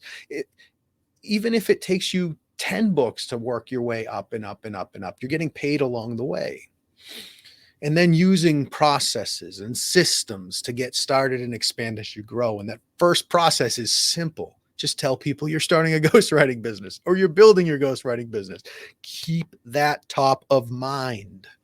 So I'm going to talk for a few minutes right now about Ghostwriter School. I'm going to show you so you can learn from other people's mistakes. As the wise man Warren Buffett says, it is good to learn from your mistakes. I learned from my mistakes, but it is better to learn from other people's. So for those of you who showed up live, I hinted before that I will have I was thinking about figuring out a way to give you something just for showing up live. So I have this nonfiction book planner that's a part of Ghostwriter School that I use with all my clients. They love it. It blows their mind when they see this sort of human behavior thing. And you can use a similar thing for fiction, but this is what I use. I have one for nonfiction. So I am going to ask my team if they have the link handy to stick it in the comments to this post. So you can have it for free just for being here and for sticking around and check it out. So there you go. For you, it's in the comments there, or should be in the comments there. Make a copy of it for yourself and use it. If that's all you do is show up here and use that nonfiction book planner and make a whole bunch of money, let me know so I can celebrate. I celebrate just as hard for people who use the information outside of Ghostwriter School as I do inside of Ghostwriter School. So let me walk you through a little bit about how you can get started to make sure you're setting yourself up success, to get additional help, support, additional materials that I have. So if it's okay with you, I'll take a few minutes, show you the offer we put together for those of you who are serious about becoming a successful ghostwriter and want access to the systems and processes that I put together, plus continued additional support from me. And so this is Ghostwriter School. So Ghostwriter School is going to be open. We have a deal. If you go to that website, you can, we'll spoil the surprise. If you go to that website, and Aussie will drop the link so you can click on it in the comments. You can see the link for the nonfiction book planner already. But if you're interested in joining Ghostwriter School, we have a whole bunch of cool bonuses. And actually the reason that we're here today and not on Thursday is because there's one bonus that is as valuable as it's going to be today. It's admission to an event that I'll be at. You can either join virtually or in person if you're nearby for free, $300 ticket. And I'll talk about that in a later. So this is Ghostwriter School. So it's a collection of courses on the different pieces that separate successful ghostwriters from ghostwriters who struggle. And there is some additional writing. You can see we have how to write amazing content here. But the things that separate really good ghostwriters and really successful ghostwriters for those who struggle are all the things outside. You can find how to write a memoir by Googling it. We talked about this earlier. Or how to write someone. Can you write a business plan? Absolutely. What's the purpose of your business plan? I want to get investors. You can Google how to create a business plan when seeking investors. You can find out how to write specific types of content. And we have some of that in Ghostwriter School, and how to separate ourselves and how to write amazing content and how to do it fast. But what's most important is how you do all the other things. So you don't have those gaps because you're building this. So you don't have those people who look at you as a vendor and just want to pay per, pennies per word. So the collection of courses start with 3 core courses. And I believe this is all that was there when Kent got started. Number 1 is how to start a ghostwriting business. And this is core. Number 2, how to market your ghostwriting services. I'll walk through some detail there. Number 3, how to develop relationships that produce referrals and repeat customers, so you never lack for projects once you build your momentum. So what makes this different? We don't just stop teaching you how to write. We teach you how to build that thriving, healthy business. So John Van Dyke, who joined us in the early days, he put, boom, I got my first actual full salary client a few weeks back. I owe so much to Nick and his awesome ghostwriter course, and said some really nice things. But I get a little embarrassed reading them, but it's just such an inspiration to see the comments as they come in. So someone else posted here. This was emailed to me. After completing the courses, I have to say it's superior to anything else I've accessed in the online learning world. Blazed a trail for all of us aspiring ghostwriters. Resources are extensive, impressive. I like the fact that you made available specific people from my network. So you'll see in Ghostwriter School, I have a list of people who help with book marketing, people who help with publishing, people who help with all sorts of different things, cover design. So you can go into the ghostwriting world with a network, because it's my network. And when you say, hey, I'm a student of Nick Pavlidis, they know how much volume I send their way, and they love helping people who I help. And then here, by the way, I've been able to get my ghostwriting going. Now, how cool is this? I'm writing long articles for a company at $2,000 a month, and I've been helping another ghostwriter with books for an extra $7,000. And how about this? This is just over the past 3 months. And for a missionary in Ghana, it's a huge deal. So thanks. So can this work anywhere? It can. And what's cool is there really are 3 paths to ghostwriting. You can build an agency, and that involves a lot of managing people. That's really not the focus of Ghostwriter School. That's like a 2.0 type of thing. That's what I do with Authority Ghostwriting. I still do ghostwrite too. And that's number 2, is build an independent ghostwriting business, an independent professional ghostwriting business. That's what I still do. But I also have Authority Ghostwriting. I'm involved in a lot of the projects, and that's really the focus of Ghostwriter School, to give you the tools to find your own work so you're not relying on someone. But then there's the third one, which is you get paid for 100% of your writing time and helping other ghostwriters or working for an agency. There's nothing wrong with that. Some people go into Ghostwriter School and say, I love all this stuff, but you know what? I'm working with this other ghostwriter, and I got a project here. So I get some projects from other ghostwriters. I don't have to worry about marketing or conversations. I don't have to worry about invoicing or anything. And that's a path. And he's doing a combination. He's writing articles, $2,000 a month. And then he's helping another ghostwriter for $7,000 for a book. Not too shabby. So here's some reviews of the courses. Michelle loves them. I'm going to introduce you to Michelle in a second with a couple of things that she posted. We have brilliant, subtle, but important hints. Where have you been all my blogging life? So lots of really, really cool stuff that people said. But let me show you the information here. So your ghostwriting business plan. This is a course. It's got 10 modules. It's got fillable PDFs, workbooks, some scripts. We go through how to get the most out of your schedule, how to get started with a tight budget, how to develop the goals, 5 steps for you to follow. Looks like we have this twice. See, I love my editor. I should have had her read this.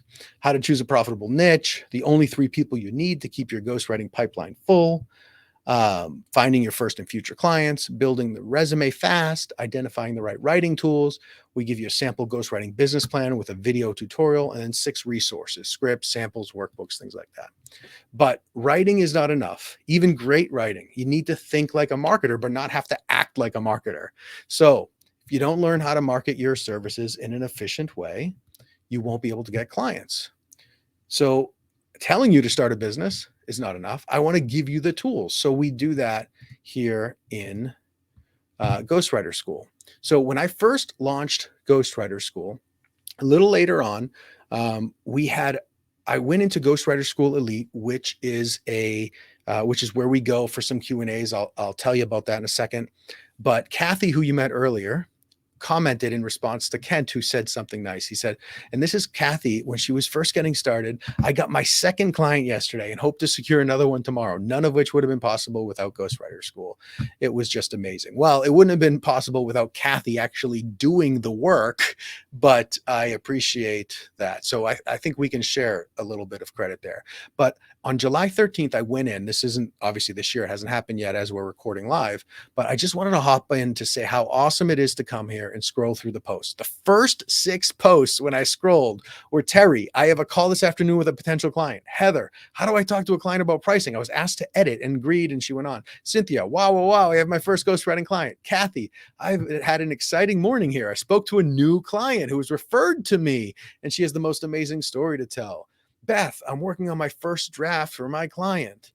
Michelle, I just sent off the first draft for the first chapter to my client just to make sure we're on the same page. And what's really cool about that comment from Michelle is, and I said, if you keep scrolling, you'll see even more. Later on, I'm going to show you that post from Michelle and what she posted just a couple months earlier, saying how she was not a marketer and she's so scared and introverted and she was afraid it wouldn't work for her.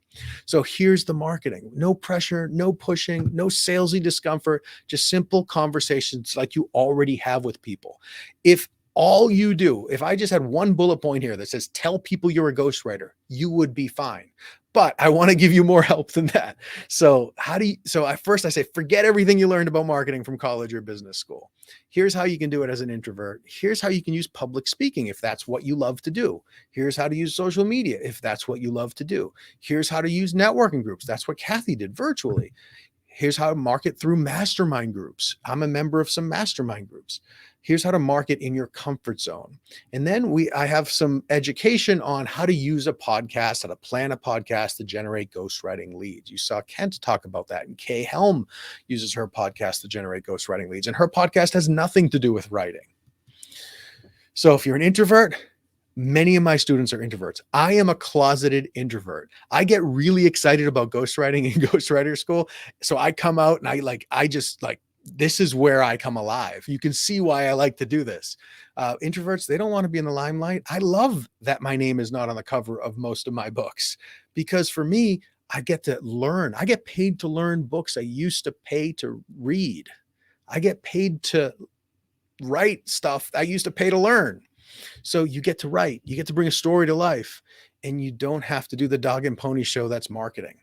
And we even have a lesson right on marketing as an introvert. So here's Michelle, April 18th. Hey all, excited to be here. And I won't lie, nervous. I'm a shy person who fully embraces being introverted, not very outgoing, never the first to raise my hand. She goes on and on and on. I love the idea of ghostwriting because in previous jobs, I was always written SOPs and manuals, and the bosses loved it, and I loved it. I really look forward to this journey and get to know all of you. Thank you, Nick, for the opportunity. I had really no idea where to begin. And look at that, April 18th to July 8th. Here's that thing I was referencing. I just sent off the first draft for the first chapter to my client. She had already written the first draft of the first chapter by July 8th to make sure we're on the same page. I'm really nervous. I hope she likes what I've done. I have to say it is a lot easier writing out with the content somebody else gave me than me coming up with it on my own. I really enjoyed myself. That's another thing that people don't talk about a lot, right? I can't remember a time where I've gotten writer's block for clients because you don't have that emotional connection with it. You're getting the content out it's real, and you're getting it from them. You're asking them questions, and they don't get writer's block because you're asking them questions and you're getting content from them.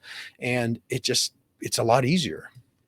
So here's the course on how to write amazing content. So how do you build your business, get the tools you need to actually implement? Here we go, how to write amazing book. And we focus here in this lesson on nonfiction, but we also have how to write fiction. We have another course there where I had a fiction ghostwriter / publisher come and talk about the fiction business, how to write fiction. I give you rapid social media content creation spreadsheets. This is part of the add-on. Some people, hey, do you want me to, I can also write some posts for your book for when your book comes out. So how to write social content, article planning templates, how to write amazing articles, 2 ways to produce content easier, how to use Hemingway editor to improve your writing. We give you a big picture content planning template, and then tools and resources, checklists, a whole bunch of cool stuff there. So here with these 3 courses, I mean, these are courses that each, add a whole bunch of value and could sell for the typical course, the typical small course price of $9.97 on their own. But we have additional programs in there working with ghostwriting clients. What's kind of cool is I just got to add this today because I added it yesterday. So how do you choose the right clients? How do you set your prices? How to get information from them? How do you structure the biggest business relationship? I include my actual ghostwriting agreement and my actual coaching agreement, and I'm making generic, taking some names out of my co-writing agreement, because I generally offer 3 levels of service: ghostwriting, co-writing, and coaching. And I include that, those agreements just because the law is different in different locations. It'll save you a whole bunch of money. You download it, you ask a lawyer, can you look this over? Anything we need to tweak in my area, it can go from spending over $1,000 or so on a contract to just a little bit there. And you can use it over and over again. And I have an interview with one of my ghostwriting clients, Tommy Breedlove, about working together. The good, the bad, the ugly, all sorts of stuff there. You can check that out. So then we talk about, once you start building this, and some students have started growing into this, how do you scale? So how do you earn recurring revenue? Maybe through strategic referral partnerships. How do you earn recurring revenue through subscriptions? How do you create products you can do once and sell over and over and over and over and over again? You can do the book checklist, the book writing template that you guys just got for free for being here. I could sell to authors. Here's the nonfiction book planner that's produced 5 USA Today bestsellers, 4 Wall Street Journal bestsellers, #1 books on Amazon, all of Amazon multiple times, #1 on. People would pay easily $100, $200 for that alone, just to have that checklist with a little video for me walking through, and I wouldn't have to do it over and over again. No problem parks. Tools and resources. And then I have more tools and resources there. And then I recorded a 45-minute program on the exact successful and easy referral system that works nonstop. So it's where I request, follow up, and contact referrals that my existing customers provide. So here's the course. Here's the 4 parts, or really 3 parts, of fiction training with Courtney Donaldson. We have even more fiction training coming. That's not my area of expertise, so I bring on experts in their subject matter. So what does the publishing landscape look like? Talk about ghostwriting fiction, and talk about fiction writing in general, and then some additional resources and contact information. And then, so we have these 2 programs in Ghostwriter School to help people get their first clients. So I am friends with Kristen Ingram, who's a CPA. She has a program called Bookkeeper Training School, where she trains bookkeepers. She came and did 1 hour with me on video to talk about accounting and bookkeeping for ghostwriters. The content alone is amazing. But she also has a bunch of students who want to build their experience in bookkeeping. And we have a program where our students will say, hey, I want someone to come in and set up my books for me. And it's a barter system. So we have a list of people who request ghostwriters to be paired with, and we have ghostwriters who request bookkeepers to be paired with, who understand that they're just starting. So we will make a connection, and then you guys to discuss. It's practice. It's great low pressure practice to negotiate and to get information and to work with a client. And it's a barter system. So you're exchanging some types of content, maybe a couple blog posts. I don't know, depends on how much, what level of service you want from them. So you write some content for them, they set up your books, then you exchange testimonials where they'll say, hey, Scott did a great job writing my web copy or writing articles for me. I highly recommend working with him. And then you write, Sally did a great job setting up my books. I feel so organized. So you end up with experience. You end up with experience. You end up with a little bit of a portfolio. And when someone says, hey, how'd you write that article? You have someone there. You already have one person who's worked with you where you can get potential referrals. We have a second first client program. So this could be a second client program or whatnot, where we have a training with my friend Julia, who has a huge program for web developers. So you can get the same type of barter system where they will create a website for you and you write content for them.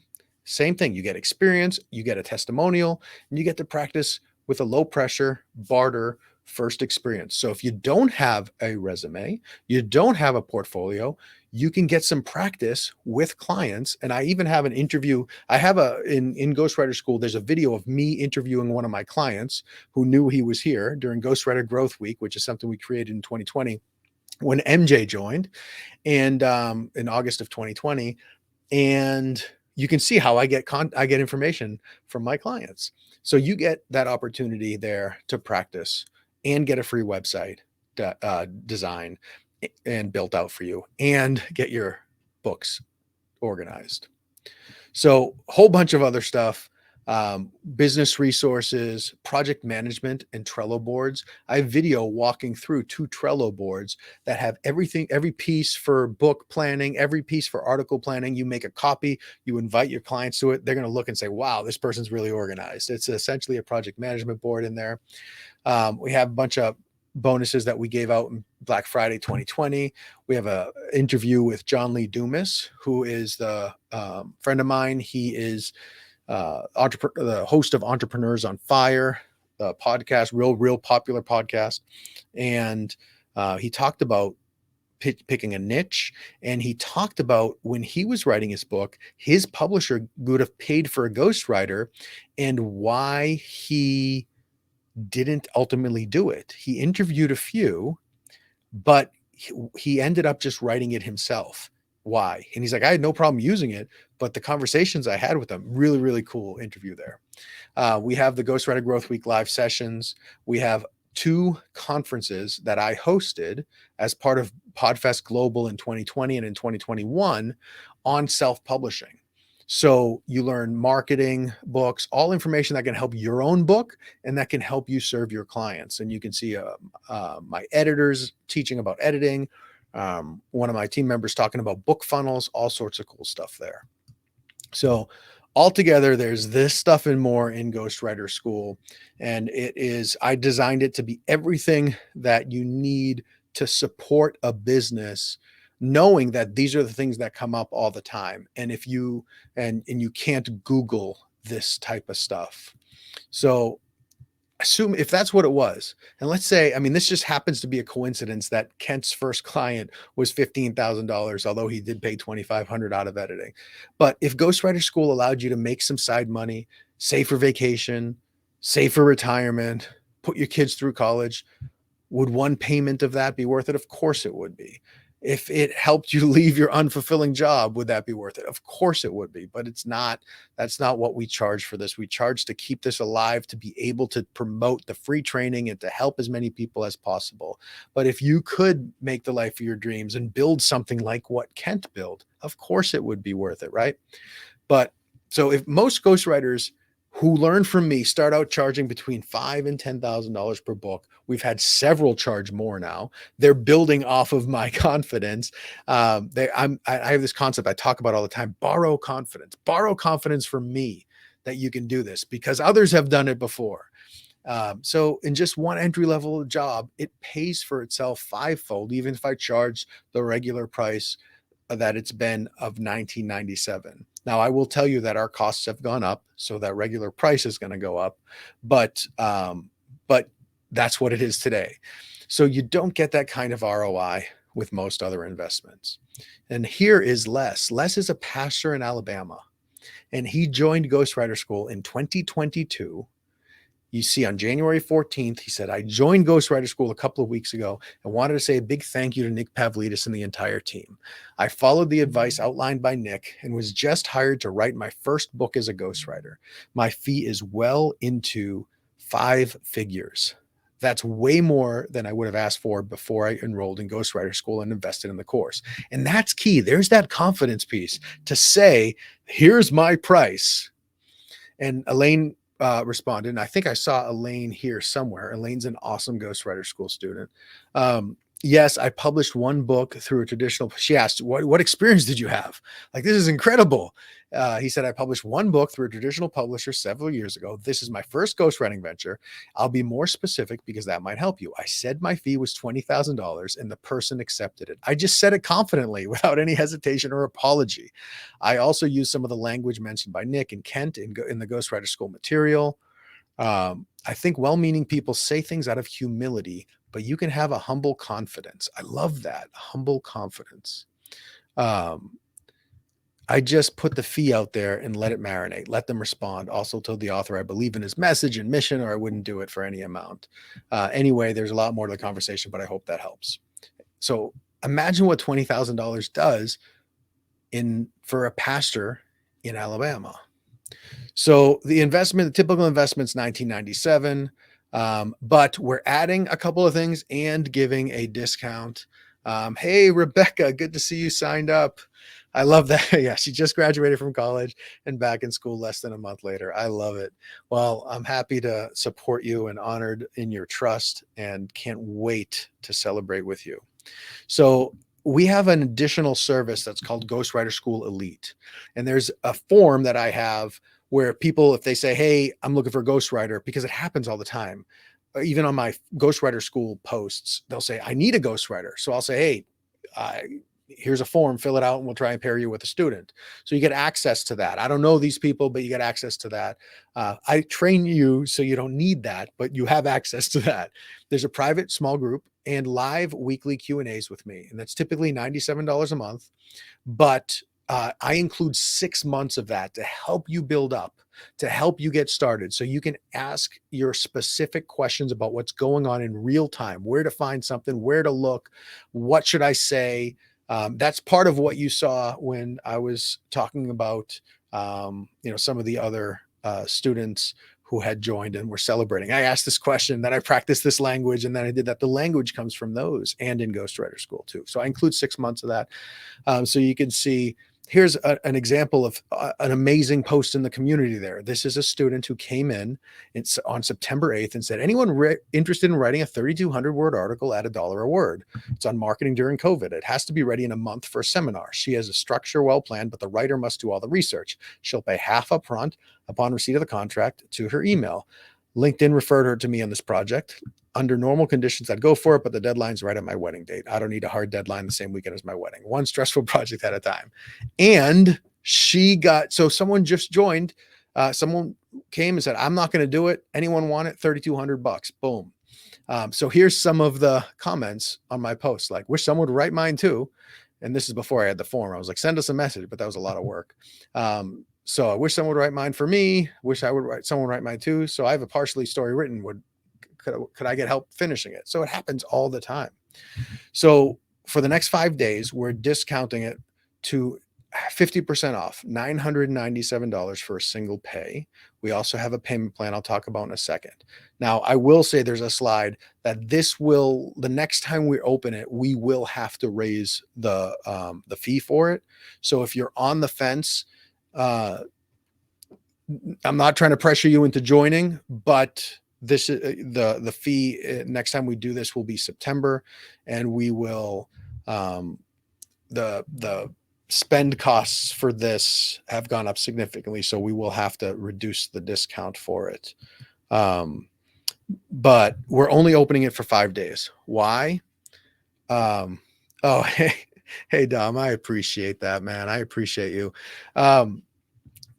Whoever does join, I mean, I want to get to know you. So make sure you're in the Ghostwriter School Elite group, and I get to know you, because the more I get to know you, the more you participate, the more I can answer in the right context for your business and for your situation. So if you're part-time or you're homeschooling like MJ or whatever, I can tweak my answers to your specific circumstances. The more I get to know you. So why? I want to make sure the students have the support, attention, encouragement they need. I want to focus on serving people, and I want people who are invested in it, who are ready to take action, because all the information in the world doesn't help. I have a client who says information and education without action is just entertainment. I love being entertaining if I have to talk to people, if I get to talk to people, but that's not going to help you become successful. You need to go out and get those clients. So here's the price increase alert. It will go up in September, the next time I open that live enrollment. So this is the last enrollment where I can give the complete one with all the bonuses for $997. So I'm not trying to pressure you to get it, but yes, there's a payment plan. And if you do get lifetime access, the only thing that's limited is the Ghostwriter School Elite to 6 months, because I want to be able to serve everyone. And I don't want that group to get super, super huge. I want to help you. I want to sort of get you and out of the nest, so you're self-sufficient, and there is an option to stick around afterwards, but it just helps there. And that 6 months tends to be long enough to help everyone, even if you're working part-time, build up some great momentum there. So it's $997 once if you want to join, or 6 installments of $179. Now, the core content, everything you see here does not expire. You keep access to that until one of us dies or the second of us passes away. My wife knows that if anything happens to me, she needs to make sure that everyone in Ghostwriter School gets all the content, even if that means downloading all the video, whatever she needs to do. So the installment plan should be on the website if you want to join us there. So this will be open, but I want to make sure it's the right fit. So if you want to, this is not get rich quick. I'm telling you, the best thing you can do is take small, smart steps, build momentum, and know what to measure. So how many books can you write a year? Even if you write 10 books a year, if the only time you feel like you're making progress is when you land a client, it's going to be like 10 times a year, right? The rest of the 355 days, you're going to feel like a failure. I'm going to help you measure progress. So having these conversations, smiling when you have these conversations, fixing your background so it's neat. All of those things that you're doing is they're building momentum to your goals. And those are the stuff that leads to clients. So I want to help you do that. So if you're looking at a way to make money fast without doing any work, you can do that with ghostwriting, but it's the better way to do it is to focus on building slow, smart steps forward. And that's where you heard Kent took him a little while to find that first client. And then as he built it this way, boom, boom, boom, he's just crushing it. Now, if you don't think you can carve out the time to consume the course material or work on client work, maybe it's not the right time. But if you're talking about, a month or two down the road, now's the time to get in. But obviously, if you hate to write, it's not a good fit. But yeah, so if you're going to take action, you're going to carve out the time, you go for it. And a client of mine says that investing in yourself is the best investment. And I wholeheartedly agree, because it's the only way you can control your return on investment, because you create it. You can guarantee it because you know when you're taking action.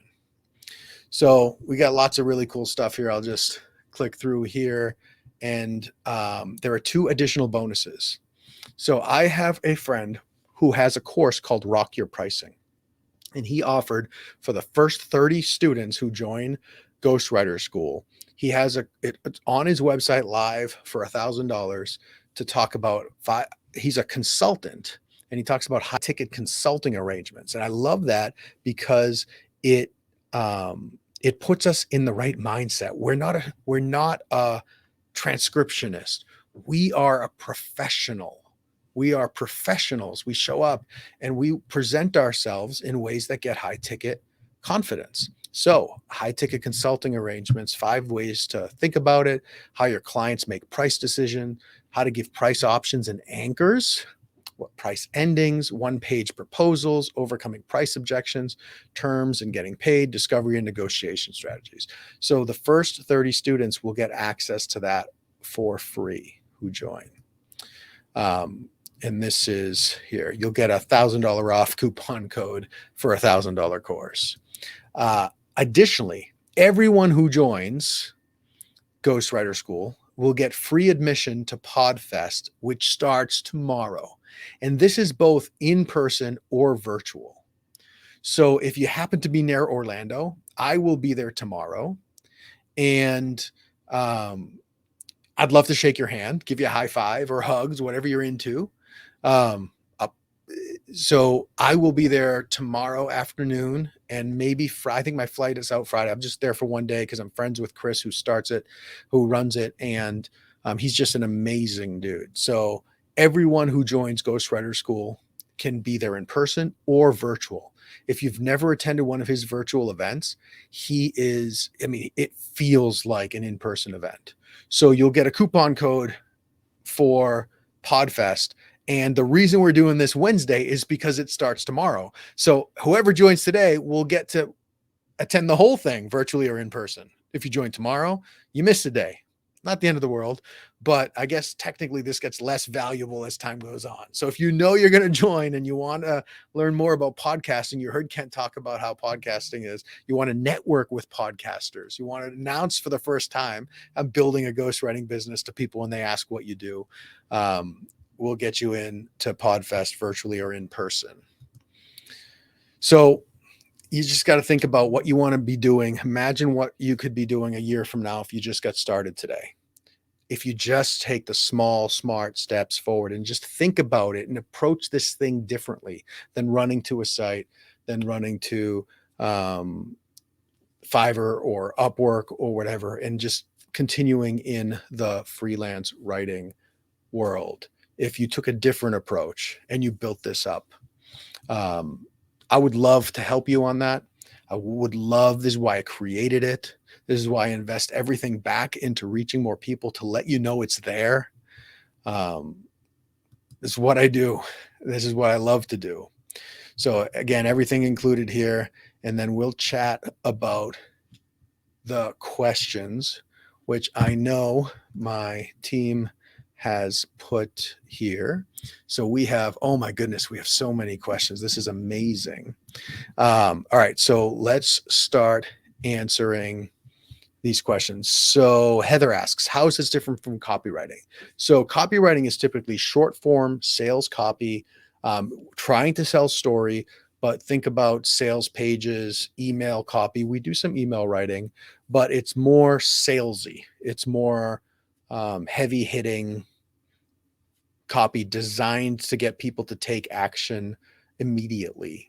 Whereas ghostwriting is often books, sometimes articles, and even email, but it's more storytelling and building energy and building confidence in the reader that they can take a next step, that they can, depending on the type of book, but building confidence in the reader that having a message hit the reader a little subtly if it's nonfiction or if it's fiction, or having the system become accessible if it's a how-to book or whatever. So it's a little more of a storytelling that you get from your authors than copywriting.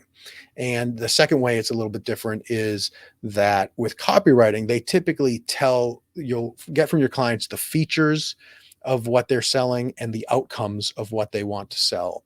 And then you create the copy yourself. With ghostwriting, we typically get most of the story. We guide people through, we get most of the information from the people, and then we we write it out. So it's a different writing style. It's a different energy of the writing, and it's a different process there. So Michael says, I don't understand, no writing experience needed. You don't need it to start. I mean, we all started our careers, whatever we do now, with no experience on our first day. This is your first day. And you just be honest with your clients. You're my first client. I invested in the program, or I invested in some training, and I am going to work my tail off. I'm following a writing system that's been proven. Get a book from Amazon or get a checklist from whatever. I'm going to work my tail off to make sure that you love your book. You're just honest with them about it. And then the next time you build on your experience, and you find your value proposition for your first client based on what you've done in the past, whatever it is. Kent wrote his own book. He was a professor. That's helpful. I was a lawyer. People like that. But everyone has their own value proposition. I wrote SOPs. Oh, she must be a good teacher. So you just find your value proposition, even if you don't have that experience. Carly, can you work on your own projects and Ghost at the same time? Or would that be a conflict of interest? 100% you can. And you heard Kent does it. A lot of us do it. In fact, it enhances our own projects. So absolutely 100%. Now, you don't take your client's content and pass it off as your own. You write your own stories or your own books. Francis, do ghostwriters need to handle the copywriting and publishing the books? Or is that the responsibility of the one we're writing for? The question is, do they need to? The answer is no. Sometimes you want to. So one of the things you get when you join Ghostwriter School is my Rolodex. I have a really good relationship with a publisher who basically says, if you have a Ghostwriter School student, I know the type of stuff that you teach. I would love to see their work and their clients' work. So you could make a connection for publishing, and that's a huge value add for your clients. But some people like Kent and there's been other students in Ghostwriter School who will sell they happen to have a talent for layout or cover design. So they'll sell those as additional services. So you can, but as just the ghostwriting, just the package is the ghostwriting. They get the manuscript, but you can also do the other services for additional fee. You can help them self-publish. You can learn all about that from my self-publishing conferences and Ghostwriter School. And you can certainly do that. But typically we just do the writing, but we want to be involved, and we want to help them. We want to help them as much as we can, because then they see us as a key advisor to them. Laura asks, how do you know when you have no writing experience, what type of writing to start with, blogs versus articles, etc.? Well, it really depends. If you have no writing experience, I would start with something simple like blogs and articles. Really, the difference is, blogs on their site, articles are sites in other places. I would write short form content, but my first project was a book. It was this book, actually. This is the first project I got, and I can tell people about it because when I was done with it, I'd built such a great relationship with the author that I got to write an unexpected case study at the end that reads, so I got this first client in December of 2015. And by the time I was done with his book, it was actually, we were done with this book, but before it got published, I said, hey, I just quit my job. And he's like, really? I said, yeah, I started doing some of the things that you're talking about with mindset and whatever in the book. And I just went for it. And he's like, do you want to write about that? We'll add a little section in the book. So I did. I'm a full-time writer. I've waited a long time to be able to say that. In fact, nowadays, not only do I write for myself, but I also help other people write their books and communicate their messages to make sure they're clearly and easily understood.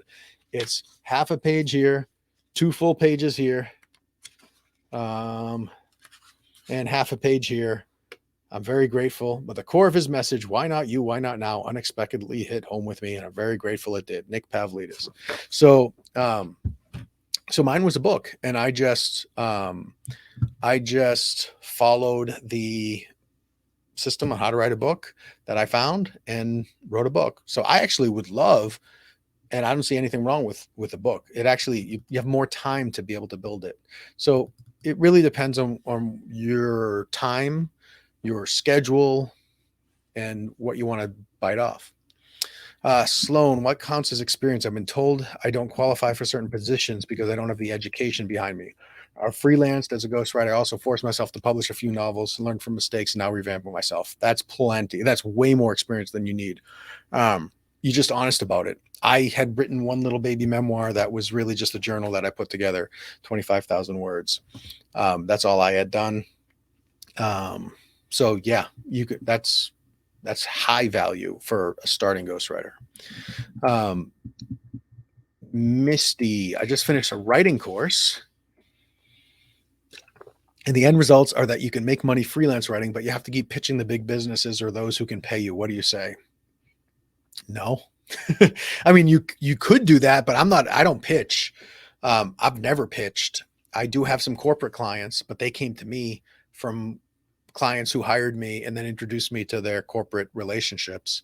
Every single one of my clients for the first several years has just been an individual.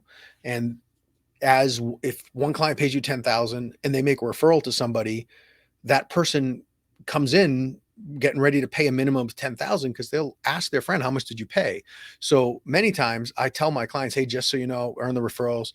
I raise my prices every single time. So if someone asks you how much you paid me, just say, hey, I know his prices goes up every single time. So this is what I paid. I think he's at that now, or I'll just tell them this is what I'm at. So if they ask you how much it would cost, you say, 75,000, or you say 90,000 or whatever.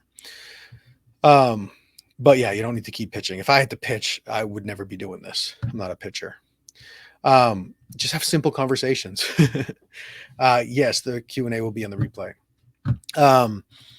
Rebecca, I have a blog and a book I'm co-authoring in. Nice. Could I use those as part of my writing portfolio? Absolutely. So the way I present any writing, and people don't ask me for writing samples these days, but the way I present any writing is I'll say, here is a book I did for Brett. You could see that I can put together a well-organized book, but just so you know, it's designed with their message in the voice that we decided was appropriate for him to speak to his desired audience. So you could see I can spin a sentence together, but yours will read different because yours will be designed for a different purpose, to a different audience, from a different person.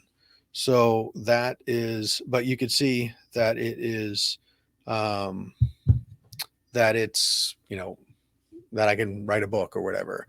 In your case, and even with Confessions of a Terrible Husband, I say, this is my book. It's a little baby memoir. And, this is my voice to that audience. Hey, Christian, my pleasure, my man. I'm really, really happy that you got value out of this. And that's the thing. Like, I have people when I promote this who are like, oh, it's a scam. I'm like, you have not been to one of my sessions. I want to give actionable stuff so people can see that the simple things that they can do to build momentum. So I appreciate that. I really feel it. Who are the big businesses to target? The big five? No, I mean, I have one client who's a senior VP at a top 50 company, but like everyone else is, but he individually like paid me from his checking account. But for me, it's individuals. You start with the individuals. The thought leaders, aspiring thought leaders, are really, really good because they have messages to share. They make money by sharing messages, by getting attention, and books help there. And articles help there too. Tiffany, does LinkedIn work as a social media platform to start the business? 100%. I have a lot of students who love LinkedIn. I get requests on LinkedIn all the time. I'm terrible with LinkedIn because I'm just never on it. I mean, I know I have 2 messages from people who want to hire me in LinkedIn that have been sitting there for a month, but I don't have the capacity to do it. So I slow play at this point. And they wait for me, which is good. So yeah, LinkedIn's great because people are there for business purposes, for networking purposes. 100%. Karen, making the connection. Then how does it get published? Is it in the ghostwriter to take that point? Not necessarily. It's great if you build connections, and you'll build those over time through your clients with their connections. I like to be involved. Yeah, connect me with them. I'm happy to. If they have any questions, let me know. Send an email intro, and that gets them on your Rolodex. So you can make a connection to an agent or something like that. Hey, this might be a good book for you, or to a publisher who publishes directly with authors. Here's another book I worked on. Any interest? And of course, you have my connections if you join Ghostwriter School. But you can give them a checklist for self-publishing, or you can offer to do it for them for a slight add-on. Francis, should pricing be set at per word or can you charge per chapter way? What would be best? I charge one big fee and divide it into 5 or 6 installments. One down at the end of the outline, at the end of the first draft, at the end of the second draft, and then when we hand it to the publisher. If we need to break it into 6, then we do it when we send it to edit. So down, outline, first draft, second draft, send it to editing, or back from editing, and then when it's finalized to the publisher for self-publishing. And then I roughly base it on per word. There are some things I talk about per word, like I don't see the name here who just asked. Let me see if it comes up. David.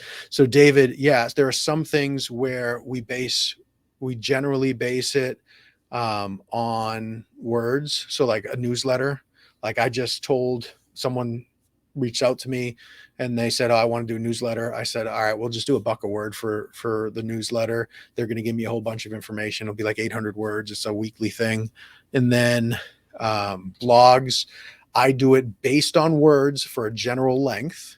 So like maybe $1 or $1.50 a word. If they want a 600 word blog post, if they want weekly, then what I do is I'll say, okay, if you want weekly and they need to be at least 600 words, then we'll do something like $1, $1.50 a word.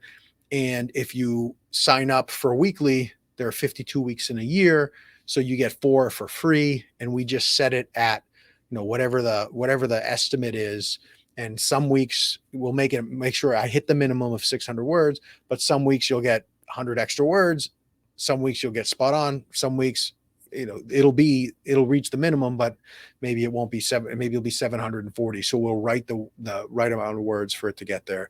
Web content pages, I do per word because I don't know how long a page is because there's no general length. But yeah, we talk a lot about that. And then for specific questions, that 6 months in Ghostwriter School Elite is like, hey, I got this project. Here's the scope. How do I price it? And then I help you with that in your specific situation. And then how do I get paid? I get paid for books in installments. They got to put a deposit and then we break it down like I just walked through, Heather. So like, let's just say it's 5 installments, 20% down, and then 4 additional installments, outline, first draft, second draft, final. I get paid as I go. And that just works. And for articles, they pay up front. They pay $2,400. They'll get 4 600 word articles or whatever. Should pricing be set per word? Oh yeah, we just talked about that. What way would be best? So I don't like per word at all, but there's not a great way for some projects to base it. Yeah, that's all right. It's all good. Lewis, should I write some short samples for potential clients? You can. If you join Ghostwriter School, you can also write for your bookkeeper and the web developer, but you could certainly write a couple small samples. Remember, you're always working on those four activities. So before you get your clients, you'll be writing some samples. Jennifer, how can you use a book you've ghostwritten in your portfolio? A few ways. One, you can ask after the fact. And if you've made them tremendously successful, I always downplay my role anyhow. So I'll just say, hey, do you mind if I include it as just a project I've worked on? I won't go to the extent that I won't disclose the extent that I helped, but here are some of the projects I work on. And I always downplay it. Number one. Number two, you can ask, hey, do you mind if I share privately? And you've worked with these people for months and you've worked your tail off and you've showed up on time and you've been professional and you've delivered value. Hey, do you mind if someone asks me for a writing sample, if I share it privately with them that we worked together? I'll downplay my relationship when we do it, but if someone needs to see something, do you care if I privately show them your book and just let them know that it's okay for me to share this privately? Every single time, nearly every single time, you'll be able to find something to share, no problem. Mackenzie, I've been charging partly by the hour because I'm transcribing a lot of interviews. Does that make sense, or should I be doing this by the word? Depends on the project, but I include all that stuff. It takes me roughly, say, 200 or 300 hours to write a typical book. So I don't like to charge by the hour, but I just incorporate it into the flat rate and charge enough that if I have to do a little additional research, it doesn't make a big deal. So you could charge by the word when you're starting, depending on the project, but the idea is your rates are high enough that you're not stressed if something takes a little longer. Jeffrey, what if you try the invisible marketing machine and get no response? Backup plan? Yeah, I mean, so when we talk about marketing, the invisible marketing machine and these simple conversations, there's a concept in the super marketing world that's called, um, there's a fancy word for it, or it's a fancy term for it. It's awareness marketing. So awareness marketing campaigns. If you watch the Super Bowl and you see Coca-Cola spending $5 million for 30 seconds of a polar bear slide going down the hill on a sled, and then you don't even know that it's Coca-Cola until the very end, and they don't ask you to buy anything. You just see a polar bear going down on a sled. It's just to create awareness, to get people thinking about Coca-Cola. And why do big companies spend millions of dollars for these awareness campaigns? Because they work. The invisible marketing machine is just our version of an awareness campaign. Just telling people that you're a ghostwriter is an awareness campaign on a really, really small scale. And we don't need 10 million people to spend $1 or $2 on our Coca-Cola products for us to make money. We need 10 people over. If I write 10 books a year, I'm 43 years old. If I write 10 books a year until I'm 80, I only need 400 more clients. Until I'm 83, I only need 400 more clients. So I don't need 10 million people to know. I just need 400 people. And after you get your first clients, you'll earn their referrals because people ask your clients how you did it, especially when their books start coming out. So I don't want to say it works, but the invisible marketing machine is a term I made up for a simple version of something that the biggest companies in the world pay billions of dollars a year for. So you just keep talking to people and you keep having conversations. So if the invisible marketing machine is not working, it might be because you're not having enough conversations. It might be because you need to have more conversations in different places too. But we do have all that training in there on marketing, to use public speaking, to use podcasting, all different ways to get attention. And it's all about getting attention. It's about raising awareness for your ghostwriting business, to let people know you're available and they can trust you and that you're a professional. So lots of backup plans, but it's all about awareness marketing and building confidence in people and then honoring that confidence. So Heather says, how's this different from KDP? Would this work in conjunction with KDP if you choose to go the route? So yeah, I think this I saw this conversation a little bit as I was chatting. So KDP is a publishing route. It's a self-publishing route. So we can help our clients do that. We can sell that service. It's Amazon's publishing route, Kindle Direct Publishing. Reen asks, approximately how long does it take to write a typical book? There you go. I just answered 200, 300 hours, 4 to 6 months, 6 could be up to 9 months. How do you schedule 4 at a time, one project each day? Not necessarily, because I do some calls during the day and whatnot. So sometimes I will work on one book for 3 days in a row, and then I'll turn to another. So it tends to, there are times where I need to work on 2 in one day. There are other times where I have a chapter, I send it to the client. While the client's reviewing that chapter, I'm working on a different book. There's a lot of back and forth where the clients are reviewing or we're waiting for a call to interview the client. So it tends to work out where you send something to a client and then there's downtime because they're busy. It might take them a week to get back to you and you can write the other stuff there. So, but it depends. Laura, what does even writing a book look like? Do you have outlines or guidelines for writing, for example, a fiction book? I don't have an outline for a fiction book, but there's some great resources that I send people to. I have a nonfiction book outline. I'm actually adding a bunch of fiction stuff over time through other experts in fiction. And but the how to write specific types of content is the least valuable part of anything, because you can Google it. Like if someone hires you to write a fiction book and it's like, what type, or young adult novel? Great. You just go how to write a young adult novel on Amazon and you find a book that's been praised by thousands and thousands of people and just follow that system. And I don't mean to say like it's not important. It's important, but that's not what's going to sustain you. What's going to sustain you is all the other stuff. How many words a day do I write? I only write like 15 or 20% of my time because I run an agency too. I have my own projects. But I typically write, there are some days I write 0.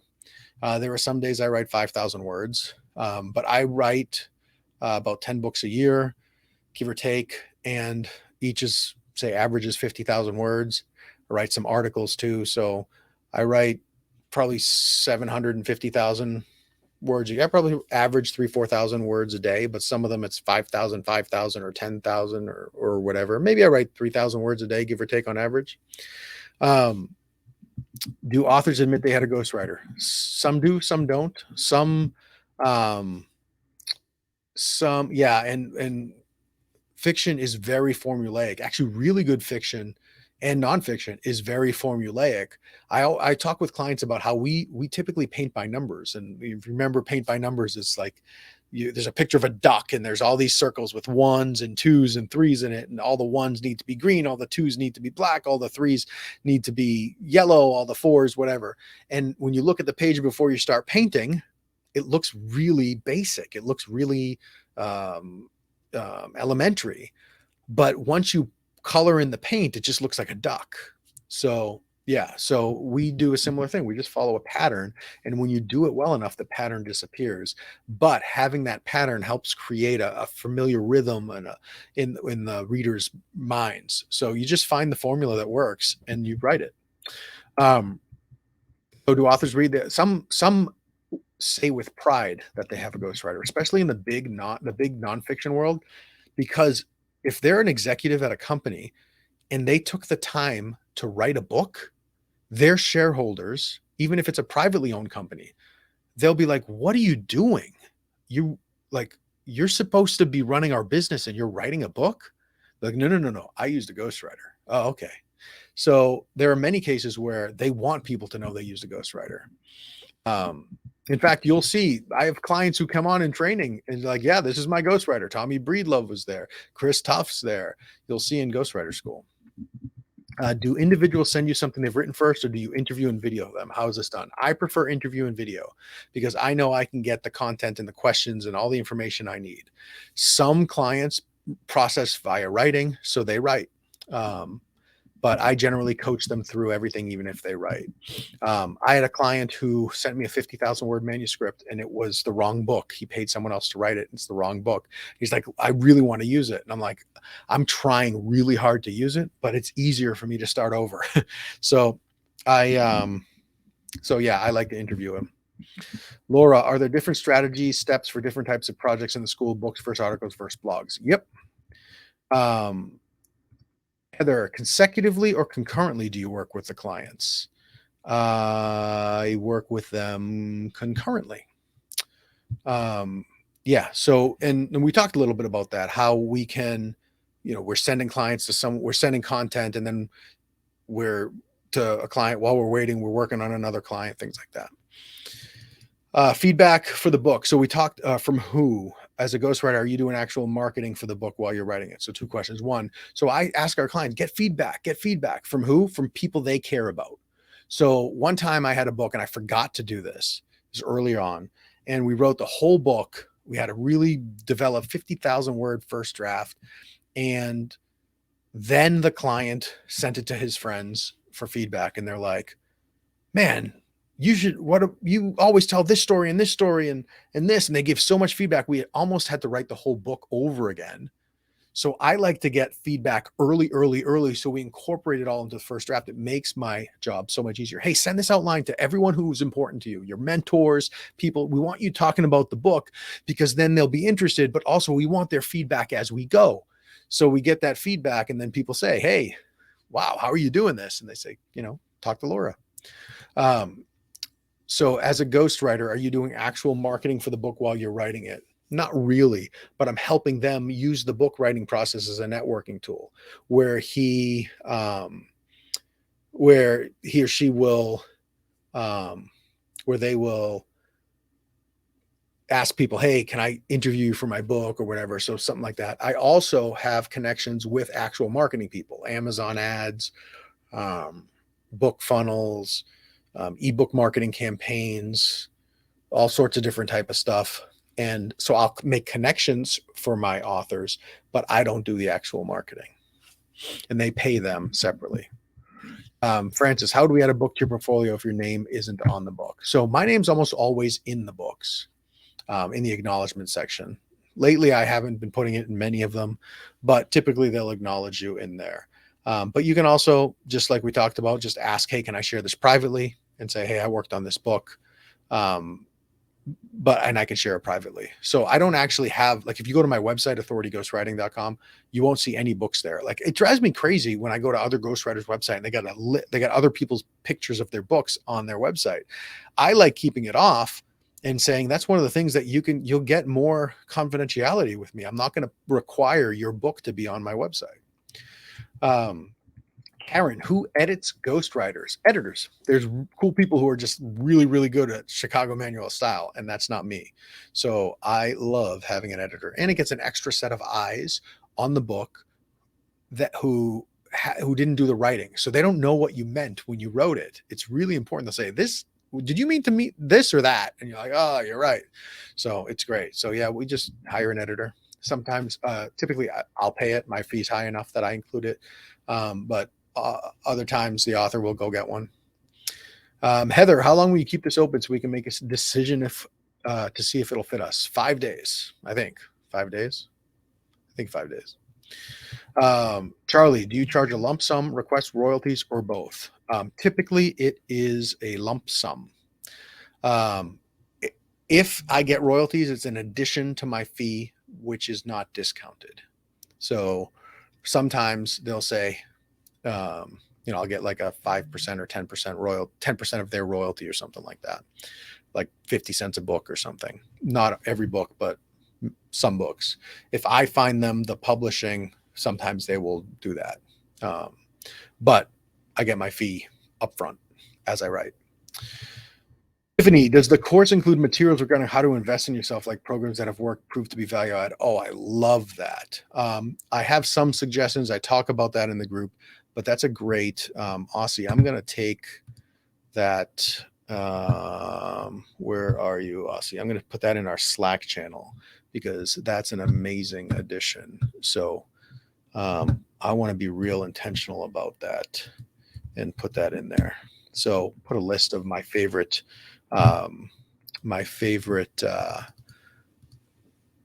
self-help and programs, and maybe we can even get other students to contribute to say what worked for them.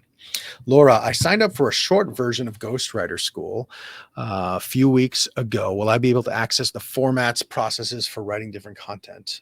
So we did a ghostwriting business plan for people who weren't ready, as a little one-time thing, and a handful of people joined.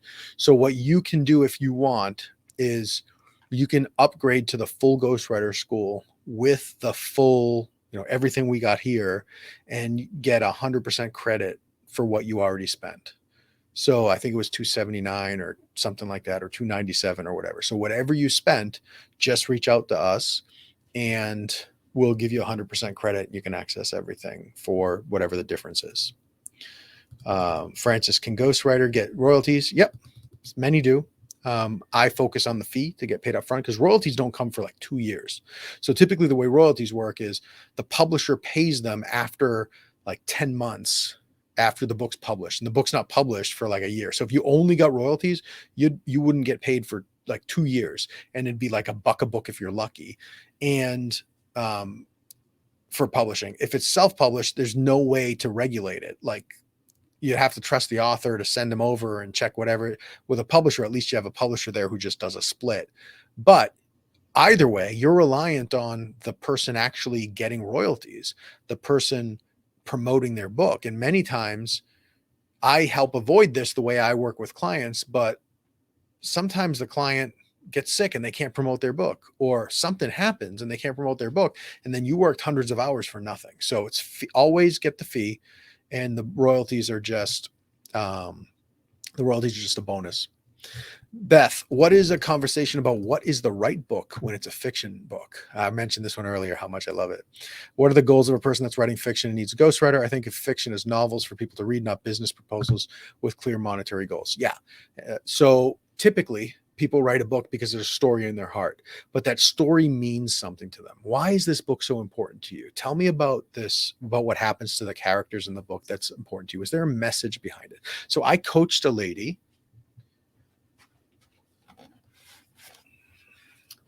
Bethany Lee, to finalize her book Called Upon. So you can see in the acknowledgement section, my name's somewhere here. Nick Pavlidis. There's Pavlidis. Nick's probably here. Nick. And it says, wonderful book coach. So I coached her through this. So when she came to me, she had been trying to find a publisher for 6 years. And the book was great. There was a message in it, but it wasn't highlighted. So I talked with her and I said, tell me, why is this book so important to you? Is there a message that you believe in, that you want to talk with people, that you want to be associated with, that you want to create more content about? And she said, yeah, it's the idea of self-worth and loving ourselves and all that stuff. So she talked about that. I said, okay, let's make sure that that's front and center, that we show it, we don't tell it. And then when we talk with a publisher, and I have a connection with a publisher I can introduce you to, you say, hey, this book is about self-worth. And the character, this and this and this and this and this. And in your marketing materials and in your conversations with people, I wrote a nonfiction book that shows people, it's a coming of age, it's a young adult novel that shows people how valuable they are. And it does so in a real subtle, real connecting way. And that gives her the opportunities to get paid. She actually got this in like some big book club thing. But it gives you the opportunity to go speak about that and use your book. My character is Caitlin. When Caitlin, as you'll read in my book, if you grab it at the back of the room, Caitlin struggled with this. And if Caitlin sounds familiar, it's because Caitlin's based on this thing that happened in real life, and she gets paid. She has the opportunity to get paid to talk about something important to her based on fiction. So typically we find something that's important to them in the fiction world. And so the right book is a book that she wants to be associated with. Do you want to write about vampires 10 years from now? Do you want to be the vampire guy or the whatever lady? So like we talk about what the right book is. What's the story? We find something that's so important to them that they have to talk about the book. But that's a great, great, great question. And then they look at us like, wow, I never even thought of that. And that's why they say, wow, there's value. Does nonfiction pay more than fiction usually? Yes, usually. But you heard, I mean, Kathy in the UK is getting at least £10,000, which is 15,000 or so dollars minimum. And what's the best contract to use for ghostwriting, specifically for fiction ghostwriting? So I have my ghostwriting contract in Ghostwriter School. You'll get that. Generally speaking, you want one that spells out what you're going to do, how much you're going to charge, what they owe you, and that when they have to pay you, and has intellectual property rights that go to the author, just so they know, they're comfortable that they own the content. So it's different in every jurisdiction. So you could go to a lawyer who does intellectual property or literary law in your area, and they probably have a form that they can tweak. You can use mine if you're in Ghostwriter School and go to someone to save a few bucks on that. But yeah, just make sure you hit those points. What I'm going to do, how I'm going to charge, and who owns the rights.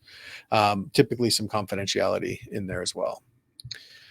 Heather, is it 10 to 15 hours a week in the beginning, or when you finally get where you want to be? Depends on where you want to be. If you want to just do 10 to 15 hours a week forever, you can do that. I encourage you to try to find 10 to 15 hours a week to do it when you get started, because that gives you a lot of time and flexibility to hit all four, and gives you a little grace and doesn't take over your life to sort of risk that golden goose. So 10 to 15 is a good sweet spot. Heather, obviously you can't guarantee work for us, but does the course come with a guarantee? Yes, 30 days, no questions asked. Shoot me an email. Say my dog's ugly, I don't have a dog. Say you just want out of the course, and we hit you a refund, no questions asked. Michael, who does the editing, editor. When does the school start? So all the content's there. So it starts as soon as you log in, and it's completely self-paced. Go as fast or slow, and you can jump around. And in the new system that we just upgraded to, you can see there's a video in Facebook group when I announced it to the existing students. It's searchable too, which is really, really cool. And then I do the live. Wendy asked one of the live sessions. That's kind of cool. I was just about to say that. Live sessions are every Thursday at 2 p.m. Eastern time, and they're recorded, and they will be uploaded and searchable there as well. Laura, what does the payment plan look like? 6 months at $179. Stacy, I'm a student, devote every possible minute to my studies. Will I be able to fit this in? Are there deadlines? And if I miss them, is the construction gone? Nope. It's completely self-paced. There are no tests. There's no grading. There's no anything. It's just up there, and you fit it in where you can fit it in. And the number one thing to do is just to talk to people about your ghostwriting business and hop around as stuff comes up. So a lot of people do that. Like, they don't go through the course and then start. They'll just start telling people they're ghostwriters and have the confidence. They might look at the first course, the business plan course or whatever. They might jump around a little bit, and then they start talking about it. And then if they get a call or whatever, if they get a client call, they'll come in and be like, oh, I got a prospect call. What do I do? And I would like, listen to this podcast episode, listen to this video or whatever. So yeah, perfectly fine to jump around. Does your course talk about fees for different projects, price for newsletters, blogs, books? Yeah, we talked about that. How do you get paid? We talked about that. Aussie's awesome. She highlighted the ones I already answered. How many days a word do you write? Great. Sweet. That's all the questions. Let me see. There might be some more that came in. How many words a day? Yeah. So a lot of people don't want to admit it, but a lot of fiction is scary formulaic. Yep. Tropes exist for a reason. Okay, I'm sold. Oh, thanks. He's actually answering questions. Yes, it's not a generic pre-recorded sales pitch. No. Looks like he replies and has a team behind him. Yes, I'm signing up. Sweet. Do you prefer to work with your own editor? Oh, that's kind of cool. I didn't know I could do that. Cool. Do you prefer to work with your own editor? Is that why you include it typically? Yes. I have a couple really good editors. They love working with me because I send them a lot of work, and it gets really good attention, and they make me look good to my clients. When they make me look good, I like working with them. And my clients like that I can take care of that type of stuff. That's pretty cool. All right. What do we got here? I have a few celebs who have noticed me by my comments on their posts on Facebook and Instagram. I want them to take me seriously. I think I should maybe ask if they could help with a trial contact or something. Some are now following me. Not sure how all that happened. One, I privately chat when she has time from shoots on the new series. Yeah. So I would just all about presenting yourself as a pro. Remember, if you want to sell writing services, you just communicate clearly with them. And yeah, I mean, for me, I never ask. I just build those relationships and let them know, hey, I just want to let you know I'm building a ghostwriting business. I'm really excited about it. If there's any way I can support you, if you have that relationship, you could say that. But yeah, for sure. Here we go. I've found that nonfiction pays more per X, but fiction is faster, easier to write, for sure. So at the end of the year, it comes down to how much you're willing to do, how many clients you have. Yeah. I mean, whatever you can write faster, I mean, there's that balance, right? Speed and rates, for sure. Let's see here. So I'm trying to go through on the Facebook things so I can see some names that don't show up in this system. But let's see here. Benjamin, thank you so much for your time and going way above and beyond. Hey, my pleasure. My team knows that when I'm on these calls, I am answering every single question before I get off. So they know they're in for a while. So question, I have an LLC for my freelance writing business and blog. Would I need a new one? Nah, probably not. Yeah. I mean, I have a few LLCs, but one that has my ghostwriting business, and I do a couple other things through it. I have a podcast through it and whatnot. Nah. I mean, unless one thing is like super high risk and the other stuff is not, but I wouldn't stress about it. Oh yeah. Yeah. Well, I'll still make it home in time to hang out with my wife for a little bit on my anniversary. I can't afford the course right now, but this webinar has been really informative. I love it. I'm definitely considering ghostwriting a lot more than I was when I signed up. I love it. Signed up on a whim. Hey, that's okay. I love it. Take it. Let me know. I want to celebrate with you when you succeed, whether you're in ghostwriter school or not.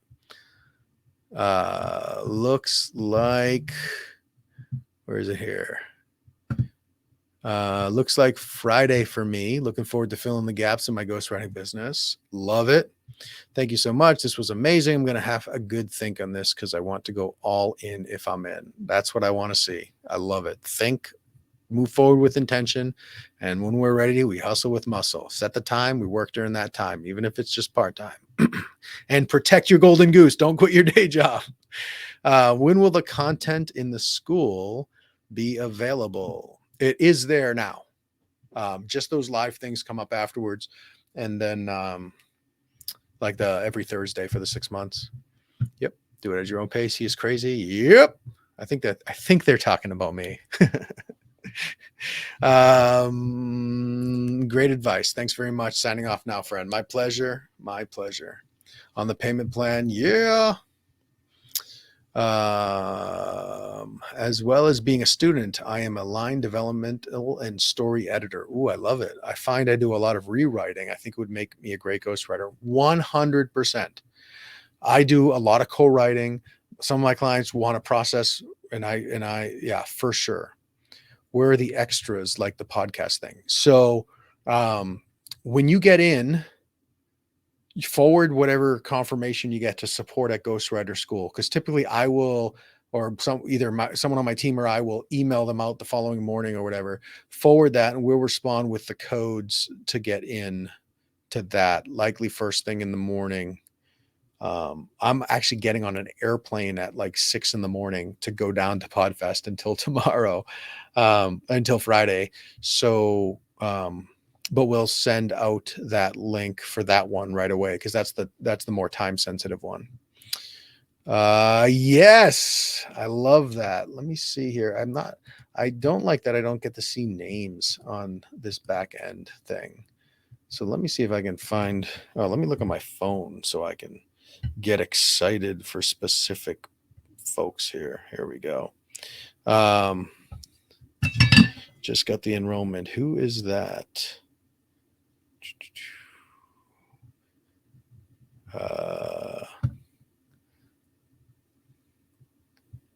10:03. Same for me. Where are we here? All right. Well, I don't see the names. Boo. Karen, here we go. Thank you. I discovered you on your last live. Get your emails. Need to reinvent my life. Trying to figure out how I can swing where the extra 200 will come from. You know that, Joe. 100% sure. Thank you for the happy anniversary wishes. Yeah. I appreciate you, Benjamin. I'm excited. All right.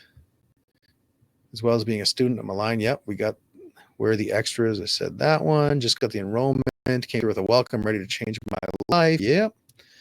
Heather Wood under the bonus section. Welcome. Sweet. Oh yeah, but I think I don't know where which bonuses, but yeah, there's two bonuses: the Podfest and the pricing course. We'll send out independently. Thank you so much. You're happy to get started. Tell your wife she's awesome. I will 100%. Awesome. All right. I told you I would answer every single question. Well, hey, I appreciate you guys for sticking around. It's really exciting. It's one of my favorite things to do is to share this information. Rebecca, my wife, will be excited to see me at a relatively reasonable hour. But appreciate you guys. Big shout outs to Kathy, to MJ, to Kent, Aussie, who is in here. You're amazing. I appreciate you and really, really excited. And for those who joined Ghostwriter School, thanks, Dom. For those who joined Ghostwriter School, I'm really excited to get to know you better and support you as you build your business And for those who it's not the right time, it is, hey, take action. Even if you take action on, even if you take action just on what you learned today, you can build that momentum. Slow, smart, small steps. Protect that golden goose. Stephen, my pleasure. Heather, I'm excited to support you. And yeah, appreciate you guys. And I think, Michael, if you, for joining the Ghostwriter School, we have, just forward that information. Yeah, Stacy, you'll get annoyed with me over the next 5 days because we have emails, because inevitably on like day 7, someone's like, I didn't know it was closing. And we're like, we sent you like 9,000 emails. So please forgive the extra email. It won't be 9,000, but please forgive the emails, because we want to make sure whoever does want to join joins, and we'll say, hey, you got 12 hours left. You got 2 hours left. This is leaving. The train's leaving the station. This is like my least favorite part of this, but I am so, I just drives me crazy when I feel bad like I let someone down. So I want to make sure that everyone has an opportunity to join. So you're gonna hate me. Yes, $89.99. Thanks, Aussie. You're probably gonna be annoyed with me for 5 days, but then back to the regularly scheduled programming after that. So we will send reminders. We will send the links. We'll send some more cool stuff, some inspiration, some examples of other students. Yes, exactly, Heather. It drives me crazy. I hate doing it, but so yeah. So we'll send that information. And if you do join, just hit me. Yeah, just hit me with that email to support at Ghostwriter School. A few of us monitor it, and we'll respond. I'll check before I go to bed. I'm going to be up for a little while anyhow, because it's my anniversary. I'll check before I go to bed to hit that back. And then Jean, how do you position yourself to get different types of projects, fiction and nonfiction, without pigeonholing yourself as a writer? That's a great question. So Tammy, my pleasure. It would be awesome to support you, but either way, please take action if this is something that you think might be a great fit for you. So for me, for Jean's question, I focus on the person, not the type of writing. So what I do is I say, I help thought leaders create content that leads them where they want to go. Sometimes that's fiction, sometimes that's nonfiction, sometimes that's a book, sometimes that's articles, sometimes it's both. So what I do is I focus on helping people achieve a goal. And I've helped with fiction, I've helped with nonfiction, I've helped with books, I've helped with articles. So I look to build relationships with people. And then when I learn about their goals, some will say, I want to write a fiction book. I have a lady who wants to literally she's already sending me 10 kids books to help her with, and she wants 6 fiction books, fables, but for business, to grow her business. So I tried to connect with the people I want to work with, and the content sort of works itself out. I tend to write mostly nonfiction that way, but yeah, so you can build relationships with people. That gives you more flexibility with the type of work you do, but there's lots of different ways to do all that. But that's one way, and that's how I do it. So good question. Great question. All right. Appreciate you guys. And we will see you soon. For those who join Ghostwriter School, I'll see you on the other side. My pleasure for the response, Jean. I hope I pronounced your name right. Beautiful name. Talk to you soon.